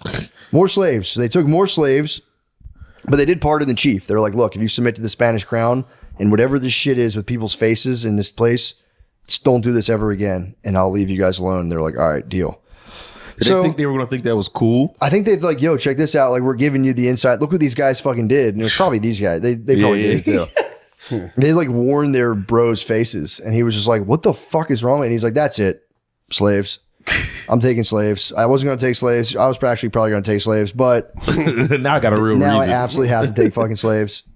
Babe auction. Got to do it. He also, being the babe auctioneer must have been so tight. I mean, again, brutal stuff. Yeah, instead of saying slow, you just slapped him on the ass.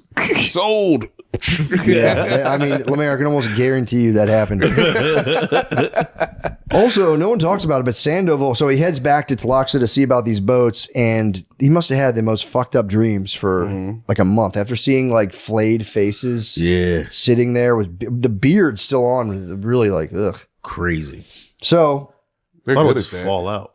huh? They're good at Yeah, hair I would, like, think fall you pass out. They are pretty good at skinning people's faces off. Yeah, the beard doesn't go. So Sandoval leaves that godforsaken area of Zeltepec, and he doesn't even get to Tlaxcala. He sees the wood, just like he said, they call it the wooden serpent. He just saw 20,000 Tlaxcans carrying the boats, dude. You got to ask yourself, who's going to carry these fucking boats, bro? It was the Tlaxcans. It was absolutely the Tlaxcans. So he goes there. He's not even there. And he gets met along the way by the master shipbuilder, Martin Lopez, trailed by his, massive force of Tlaxcans, carrying gigantic fucking beams toward Texcoco. The plan so far, phase 1 had been a success. The boats had been assembled, tested on the water, where they said they were going to put them on like a small lake, dig it out so it was deep enough to float, and then disassembled. And now they're being carried across the mountain by 20,000 fucking guys. And also, it was like Sandoval couldn't even believe what he was seeing. There was 10,000 Tlaxcans carrying the lumber, while another 10,000 warriors guarded them on the perimeter. And he was like, all right, it was like the most important thing possible. Yeah. Sandoval mounts his horse and escorted him to Texcoco, where they just were able to move completely unmolested. The caravan of planks, hooks, sails, nails, and all things boats snaked its way up and around the mountains for 4 hard days, the whole party of people being 5 miles long, until it made it to the gates of Texcoco, and the Tlaxcalans, proud of the display of their strength and dedication, started blaring conch shells and banging drums, just like announced their own arrival. They were just singing songs about like how strong they were and how hardworking they were, and just kind of like, That's fair. it's kind of sick. They just they made their own entrance music. Yeah, Basically. They were like, nice. check us out. They came to the door, Stone Cold's glass breaks. Yeah. I mean, giving themselves their own entrance music is kind of tight. So with that phase, that was, let's call that phase 2 of just transporting all the wood. Now with that basically impossible feat out of the way, Cortés, after giving Martin Lopez massive fucking high five, starts on phase 3, which was digging a giant trench that would connect to Lake Texcoco while they rebuilt the ships kind of away from the river's or the lake's edge so they couldn't get attacked. The canal took 2 months to dig. It was 12 feet wide, 12 feet deep, and 1 mile long, worked on by 40,000 Tlaxcans, working in nonstop shifts of 8,000 men at a time.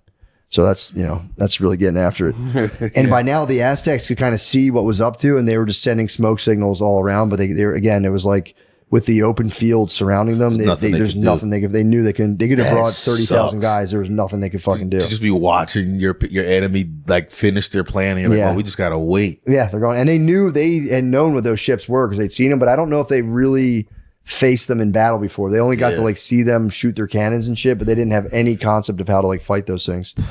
So phase 3 is underway. Cortés decides to mount up a force and see about some of the northern cities. You know, he's like, let me go all the way up and kind of submit these guys to the Spanish crown. So completing my chokehold on Tenochtitlan, starting with the city of Azaltocan. And it wasn't a major threat to Cortés, but it would be useful for the naval operation since the city was surrounded by water, just like Tenochtitlan, but just a smaller version of Tenochtitlan. And when Cortés and his squad gets there, he's bummed to see that the bridge had been destroyed and is greeted by a horde of Aztec war canoes full of warriors sporting darts and arrows, or just spewing darts and arrows. And the war canoes also were equipped with they had amped up their games now where they put big wooden shields on their war canoes. But it's not enough to stop a cannonball. So, they just started blasting these war canoes with cannons, and the warriors started to retreat, and Cortés was about to be like, fuck it. There's no bridge. We can't do anything. He was about to head back himself when a couple of his Indian allies told him that the body of water was nothing more than a shallow canal that actually had been recently dug. And Cortés tells them to go ahead. He's like, all right, we'll prove it then. Walk across it. So the guys do, and the water's only waist deep. So Cortés and his whole force ford the small stream and continue their attack, driving the Aztecs all the way out of the city and conquering that place. Cortés rides north the next day, and again, all he sees are deserted towns and cities because all the inhabitants of all the local towns had run to Tacuba. That was a massive state. That was the third part of the Triple Alliance. And the Tacuba Causeway was the area, by the way, they had escaped during La Noche Triste. Okay. That was you're in Tenochtitlan, you can escape towards this place. That they escaped towards Tacuba. So again, they had massive beef with the Tacubans because they're like, you motherfuckers are probably throwing rocks and shit at us. Yeah. So they were like, all right. So they're scheming on Tacuba, and they're like, we're gonna fuck these guys up. They had a major grudge against the city. Cortés and his men ride up on Tacuba, and they see a pretty massive Aztec force, and the Aztecs attack immediately. And after a decent fight, the Aztecs again fled, leaving the city open for Cortés, and the Tlaxcans, again harboring their eternal enmity towards all thing Aztecs, start really fucking the city. Anyone they saw was just, they were dead. They burned the city, took anything they could. So the next morning, the Aztecs flipped the script and attacked them in the city. So they were in the city of Tacuba, and the Aztecs were like, yeah, check this out. We're going to trap you guys in the city and fuck you guys up again. And so it was basically, they went on for a week like that. The Aztecs would come attack them. They would defend the city back and forth, back and forth. Finally, the Aztecs faked a retreat, giving Cortés and his guys room to start evacuating across, I guess they had fixed one of the causeways. And when Cortés and his guys started to cross to get the fuck out of there, the Aztecs came back in a surprise attack, catching them at a disadvantage and killing a few of the Spaniards. But the Spaniards pressed on and finally made it back to the mainland, where they returned to Texcoco, basically fighting skirmishes along the entire way. So get back to Texcoco, and they're like, all right, fuck, we submitted, we got to Cuba, we're taking out the Triple Alliance. But they're like, around this time, the ships are still the canal's still being built, and the ships are being rebuilt, or the canal's being dug, and the ships are being rebuilt, and things are going swell. But now Cortés hears of a conspiracy against him involving up to 300 soldiers who were still loyal to Narvaez and Velasquez, led by some guy named Antonio de Villafana. Oh, Antonio's going to get the dude. Antonio Villafana had a nice plan. His plan was to draft a fake letter from the king to hand to Cortés, and while Cortés and all of his officers were gathered in a tent to read it, the mutinous gang would fall upon him in the tent and stab them all to death, and then take command and then free Narvaez and flee back to Cuba. That was a master plan. That was a good plan. It was a decent plan. However, Cortés and his closest officers just stormed Villafana's quarters, and he immediately just cops to it. It was like, yeah, my bad, dude. I was totally going to fuck you guys up. I'm so sorry. And he actually gave up the list. He had a list he wrote down a list of all 300 names of the guys who were Oh, he was ready to snitch. I know. It was He kind of was so dumb. ready. Back then, you'd have to like get guys to sign documents. So you can show other guys like, look how many people want to do this. So he had the list on him, and it was actually pretty smart. Cortés pockets the list, but then I don't know if this is Cortez's idea. I think it's one of his advisors. They spread the rumor that Villafana ate the list before anyone could get it, so that the people who were against him thought they were safe and had no idea. Yeah. Cortés, they don't talk about it anymore, but Cortés basically arranged a personal bodyguard for himself 24/7 and then slept in a coat of armor from then on out. Yeah. And Villafana was hanged outside of his room for everyone to see. And all the other traders, unbeknownst to themselves, had eyes on him. So they had people kind of like keeping an eye on them. And I think the thing just died out after they hung that guy. So as the boats near completion, Cortés sends Sandoval southbound now. They went north, and now they're heading southbound to finish the campaign of conquering all the territory around Tenochtitlan, completing his chokehold on the area. So Sandoval heads south, pretty much slashing his way through all these places and villages, comes up on this place called Yexopixtla, which was difficult to take given its strong elevated position. Sandoval from the bottom is like, you guys better fucking surrender or face the consequences. And what do these guys do? They throw a bunch of rocks at him. Yeah, they love throwing rocks. Dude, and that'll piss you off. Yeah. And you're at the bottom of the hill. Yeah, true. They shoot an arrow, shoot a dart. So Sandoval goes, all right, you know what, dude? He tells his guys, he goes, I am going to conquer this place or die trying because fuck these guys. So he fights his way up the hill, catches a rock to the head. Dude, they were rolling boulders down at them, just like really fucking them up. Finally, Sandoval and his guys make it to the top of this village, and unfortunately, they throw a bunch of the villagers off the cliffs. They're like, yeah, you guys want to fucking throw rocks? They throw them off the cliffs, and then they probably saw one of their boys get crushed by a boulder. That's what I'm saying. It was kind of, they were hot. They were kind of heated, so you get it. And then guys would try to climb down, and they would fall. So it was they took that place just because they're like, fuck this. So Cortés questions all the prisoners taken from this place when Sandoval brings them back. And all of them say the same exact thing. They said Cuauhtémoc he'll die before he surrenders. So like all this peace talk, it's like shut the fuck up. Like it's on. Yeah. There's nothing you can do. You got to fight us to the death. So Cortés is like, all right, fuck, I'll ride south now and see if I can conquer any of these little places. So Cortés now hits a place called Xochimilco, known as the Field of Flowers. And this was a town where Tenochtitlan got a lot of their veggies from. Because the plan of encircling Tenochtitlan was to disrupt the food supply. That was a big plan. Sean's face. Sean looks like he's in school right now. No, dude, you're totally fine. This is very information dense. I'm sorry. So Xochimilco was called the Field of Flowers, and they grew the majority of the Aztec veggies. So and apparently the Aztecs relied on 50% of their food from outside sources. So Cortés was like, if they heard they were food providers, they're like, we got to take these guys out. So Cortés was like, all right, let's fuck this place up, disrupt the food supply. But cautious not to be trapped, he just starts kind of like, firing at the force of Aztecs who've been sent to guard Xochimilco. And they slowly scatter, letting Cortés and his men enter the town across another one of these big fucking bridges. But it was a fucking trap. Because Cortés and his men get into the town, the chief surrenders, and right as that happens, a whole bunch of Aztec war canoes paddle up surround the city's entrance. Cortés riding at the front with his horse El Romo. I didn't know his horse was named El Romo at the time. That's cool. Dude, he leads the force to attack the Aztecs. They fight for an hour until his horse breaks down and he's carried away by a gang of warriors who are like hot to sacrifice him. Oh. Which again, they could have fucking killed. They could have killed Cortés. They could have killed him right here. And like, again, if Cortés died, the whole thing was over. Yeah. Could have killed Cortés, but they're like, oh man, we can't wait to fucking drip this guy's blood on the altar. And again, a massive blunder by the Aztecs. Luckily, Cristobal de Olea, along with the Tlaxcan soldiers, slashed through the Aztecs and free their commander. Yeah, let's go. Massive blunder. They're too busy. They're too focused on wearing his face and jerking off his dead body to win the fucking war. Cortés hops on El Romo, and the Spaniards fight through the throngs of Aztecs, lucky to escape with their lives, though they were still trapped in the city because all the causeways had again been removed. So Cortés is like, son of a bitch with these fucking bridges. Next morning, Cortés wakes up, the sunrise, climbs to the top of the temple to see kind of like what's up.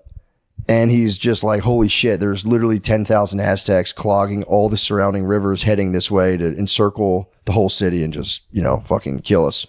Cortés runs down the steps, tells everyone to get the fuck out of there now, Luckily, the night before, he had told the Tlaxicans to fill the fallen bridges. It's like, just start throwing fucking stones in there and just give us a little kind of a runway here.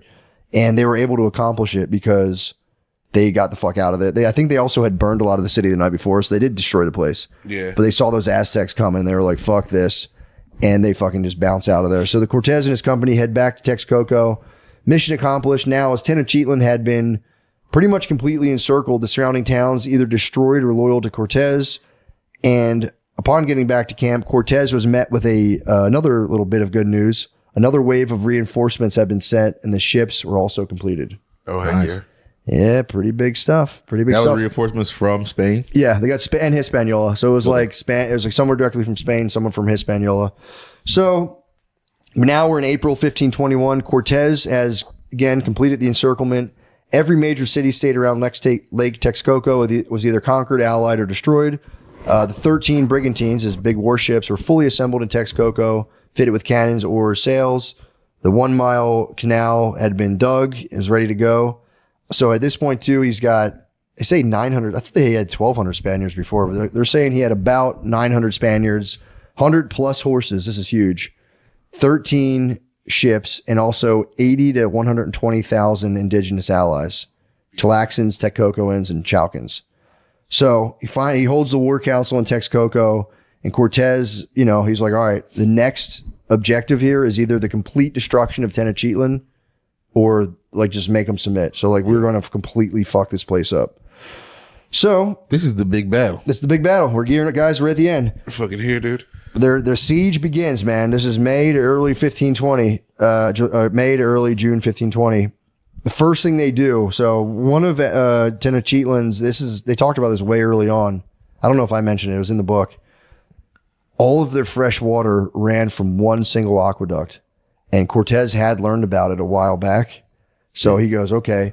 Cortés sent Sandoval with like 100 Spaniards and several thousand of Tlaxcan allies to march to the springs at Chuetepec and just basically smash the terracotta pipes. Yeah. So they disrupted it, just in one easy move, cut all of the fresh water to Tenochtitlan before even attacking the city. Leaving the city during this entire battle, the city's population was drinking only brackish, salty lake water. Oh. So just recovered from the fucking smallpox. Yeah. Now they can only drink basically like Poison. Super salty water. Yeah. Yeah, not a great start. The 13 warships floated down the canal into Lake Texcoco amid trumpet fanfares and artillery salutes. This is like, they're just like a hot start. Each brigantine had a bronze cannon. There was 25 soldiers. They had the Tlaxcan rowers are like, I bet you guys can't fucking row these boats. I bet you guys can't. Watch us. Watch us do this. By June 10th, the fleet had destroyed or dispersed virtually all Aztec war canoes, establishing total naval supremacy. And those guys, Cuauhtémoc, had like dug little traps and shit, and they were like, yeah, we'll like spike their boats, and like these ships were just too fucking big. So the Aztecs go, all right, fuck, they kind of got us on the water. We're going to remove all the bridges. So they're creating like 10 to 20 foot wide water gaps. They did that at night. And in the morning, they went back and forth. Cortés and Cuauhtémoc. It was like a really boring battle. So at night, Aztecs would remove the bridges. During the day, Cortés would have his guys fill gaps with stones and just kind of like wood under, just getting fired at with arrows from the fucking guys. So I think his guys would just give cover fire and let them just work all day. So it was just like during the day, they would advance. They would kind of go as far as they could and just start blasting like arrows and guns into Tenochtitlan. Yeah. The Aztecs would pull up on war canoes and kind of fight them back. And they just kind of went on like this, this was like 75 days long. So they get into July now, just doing this kind of like just, destroying the outer districts of the food. They're trying to like anywhere that had markets or food, they were like, we got to kind of disrupt this. So they would like come up with ships and kind of blast them with cannons. Yeah. They would just blast, it's a really boring kind of battle. They had one at the Battle of the Broken Bridges, was 3 days of fighting across like a 200-yard water barrier. During this was kind of brutal. 60 Spaniards were killed, I think, when like a gap in the bridge collapsed. There's also the assault on the Templo Mayor, which is, again, they would like enter, they would rebuild the bridges and then enter the city, fight in the city and come back. It At one point, Cortés, I guess his guys are getting bored, being like, dude, we've been doing this for a fucking month. This sucks. Cortés leads an attack on the main temple precinct, and after 3 days of intense gunpowder charges topple the twin pyramids of Huitzilopochtli and Toluca. So I think he finally killed the hummingbird god of war. He had enough of that shit. But again, it was like he had a Sandoval. All of his forces were split. One guy was going towards like the Tacuba Causeway to hit this place. One guy was going on this place. He was going here. So they're all just like going in and getting fucked up, going in and getting fucked up. It was like nonstop. And they're like, the Spaniards were actually getting hurt pretty bad during this. But finally they're getting closer because there was still one last marketplace holdout where all the, the Aztecs were getting all their food from. Because there was a pretty nasty famine going on this whole time. They had no water and they were kind of losing food. So they were like, if we get this last market, these guys will just starve and they'll have no choice. So this was their last stand. The Spanish forces they finally converge on the great marketplace, but are kind of repulsed by super heavy losses. A lot of these guys die because they had they're inside of a city. So like the guys would sit on the roof and just drop boulders. Yeah. So you would like be fighting people in the streets and you just get crushed by boulders and there's nothing you could fucking do about it. I don't even see it coming. And the Spaniards, all they could do is destroy houses systematically. They'd be going through Philly and starting from fucking like 2nd Street and just destroying every house on the block all the way to West Philly. That was like what they had to do. And it was, the whole time while trying to destroy the houses, they got boulders dropped on their heads. So it was a fucking... Were they fighting people down there at the same time? Or the whole time fighting below, getting shit dropped on you, blasting houses with cannons. I know some guy accidentally dropped a boulder on one of his boys. It pissed him off. Well, what happened was it just went on for so long. It's fucking summer too. It's hot. No one ever just fucking hot as hell. In armor. And Cortés was trying not to. He loved the city of Tenochtitlan. He goes, I don't want to. It's going to be my city. I don't want to knock it all down. This would fucking suck. By August 10th through 12th, Cortés goes, dude, just knock down every fucking place. Fuck this place. I hate it.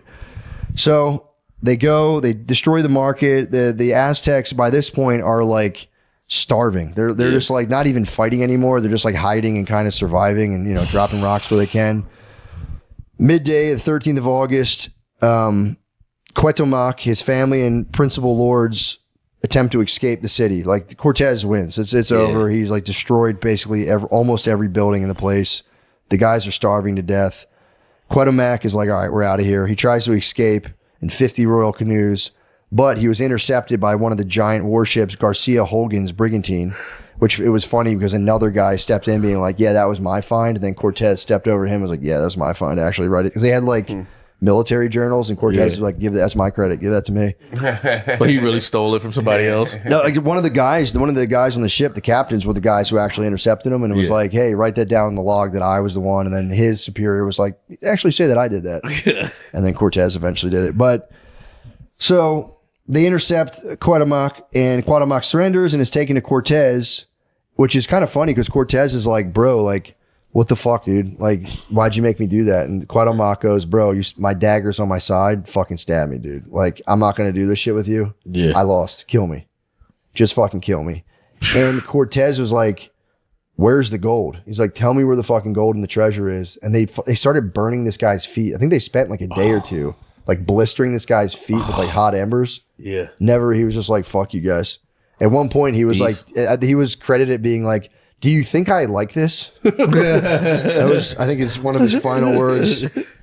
He requested death. He's like, guys, give me death. At the end, all said and done, Aztec military and civilian dead between 100,000 and 240,000. Spanish dead in the siege, 100. But again, there was a massive famine. Like I didn't really get into how bad the famine. These guys were eating like dirt and lizards. Yeah. So like they were fighting this. They actually put up a good fight while with no fresh water and like virtually zero food. Yeah. So and like they had, towards the end of there, it was sad. Like there'd be like starving little kids would pop out behind the rubble and like they looked like skeletons. Yeah. And they were like, damn, the Spaniards didn't really feel great when it ended. They were like, that was really fucked up. A lot of our guys died, and we just like decimated a village full of starving people. The morale, like you spaz on a whole country and go, ooh. Yeah, it starts to set in. So because too far. Cortés. So the resistance ended. The Tlaxican and other indigenous allies begin just like 3 to 4 days of systematic revenge killings and sacrificed thousands of Aztec prisoners. So there was like it's kind of fucked up because the Spaniards try to hold like a proper war celebration. Like, yeah, we finally won, but they're so fucked up. Yeah. But so the Spaniards ended up drinking, getting hammered for like 4 days, like blacking out. Again, just like really helping themselves to the local population of women. So they were having like a 4-day drunken rape orgy where they're also probably breaking off with the Tlaxcans and like mass murdering people. The Tlaxcans were eating human beings. They had like burning people alive. Yeah. The Spaniards and the indigenous Indian guys had a 4-day party that was maybe the most depraved thing ever. Like they said like Just it really rape, kind of fucked murder. them up. Yeah, it was rape, murder, a little bit of Skank cannibalism. Skank Fest. Yeah, Skank They literally had Skank Fest. They had again flaying of Aztec. There was Tlaxcan nobles wearing skins and victory dances. It was widespread rape and looting by both Spaniards and their allies.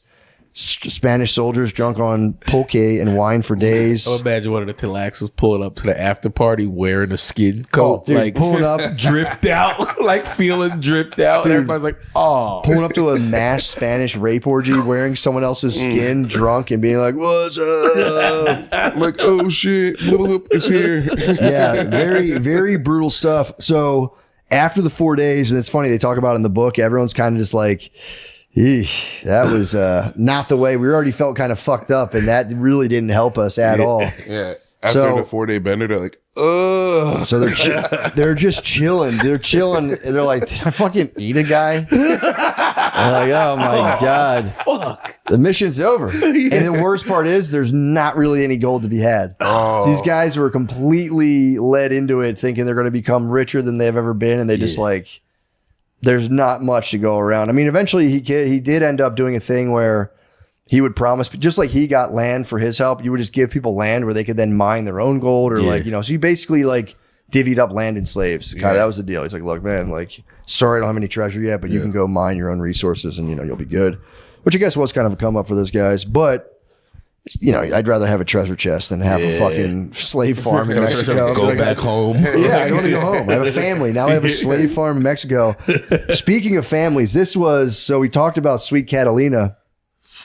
By the time of the party, Malinche had given birth to the first mestizo. Yeah. The first half Spanish, half Mexican guy, to our knowledge. Wait, Malinche was a guy? No, Malinche gave birth. No, he wasn't having sex. Malinche's a girl? Malinche's a girl the whole time. You thought Malinche was a guy? Malinche is a 13-year-old Japanese girl. Damn. No, Malinche's a girl the whole time. Yeah. Cortés has been fucking on Malinche this whole time. I didn't know. She was like his bottom bitch. That's his absolute bottom bitch, dude. She saved his life on multiple occasions. Yeah. She was like most of the reason he could even talk and get any of these allies because she could translate. She spoke like different dialects too, not just a bunch of different languages. So she was the best. She had a baby. She had Cortés's baby, and she's over there just kind of fucking nursing. I think the baby's name was Martin. I think he named him after the master shipbuilder Martin Lopez.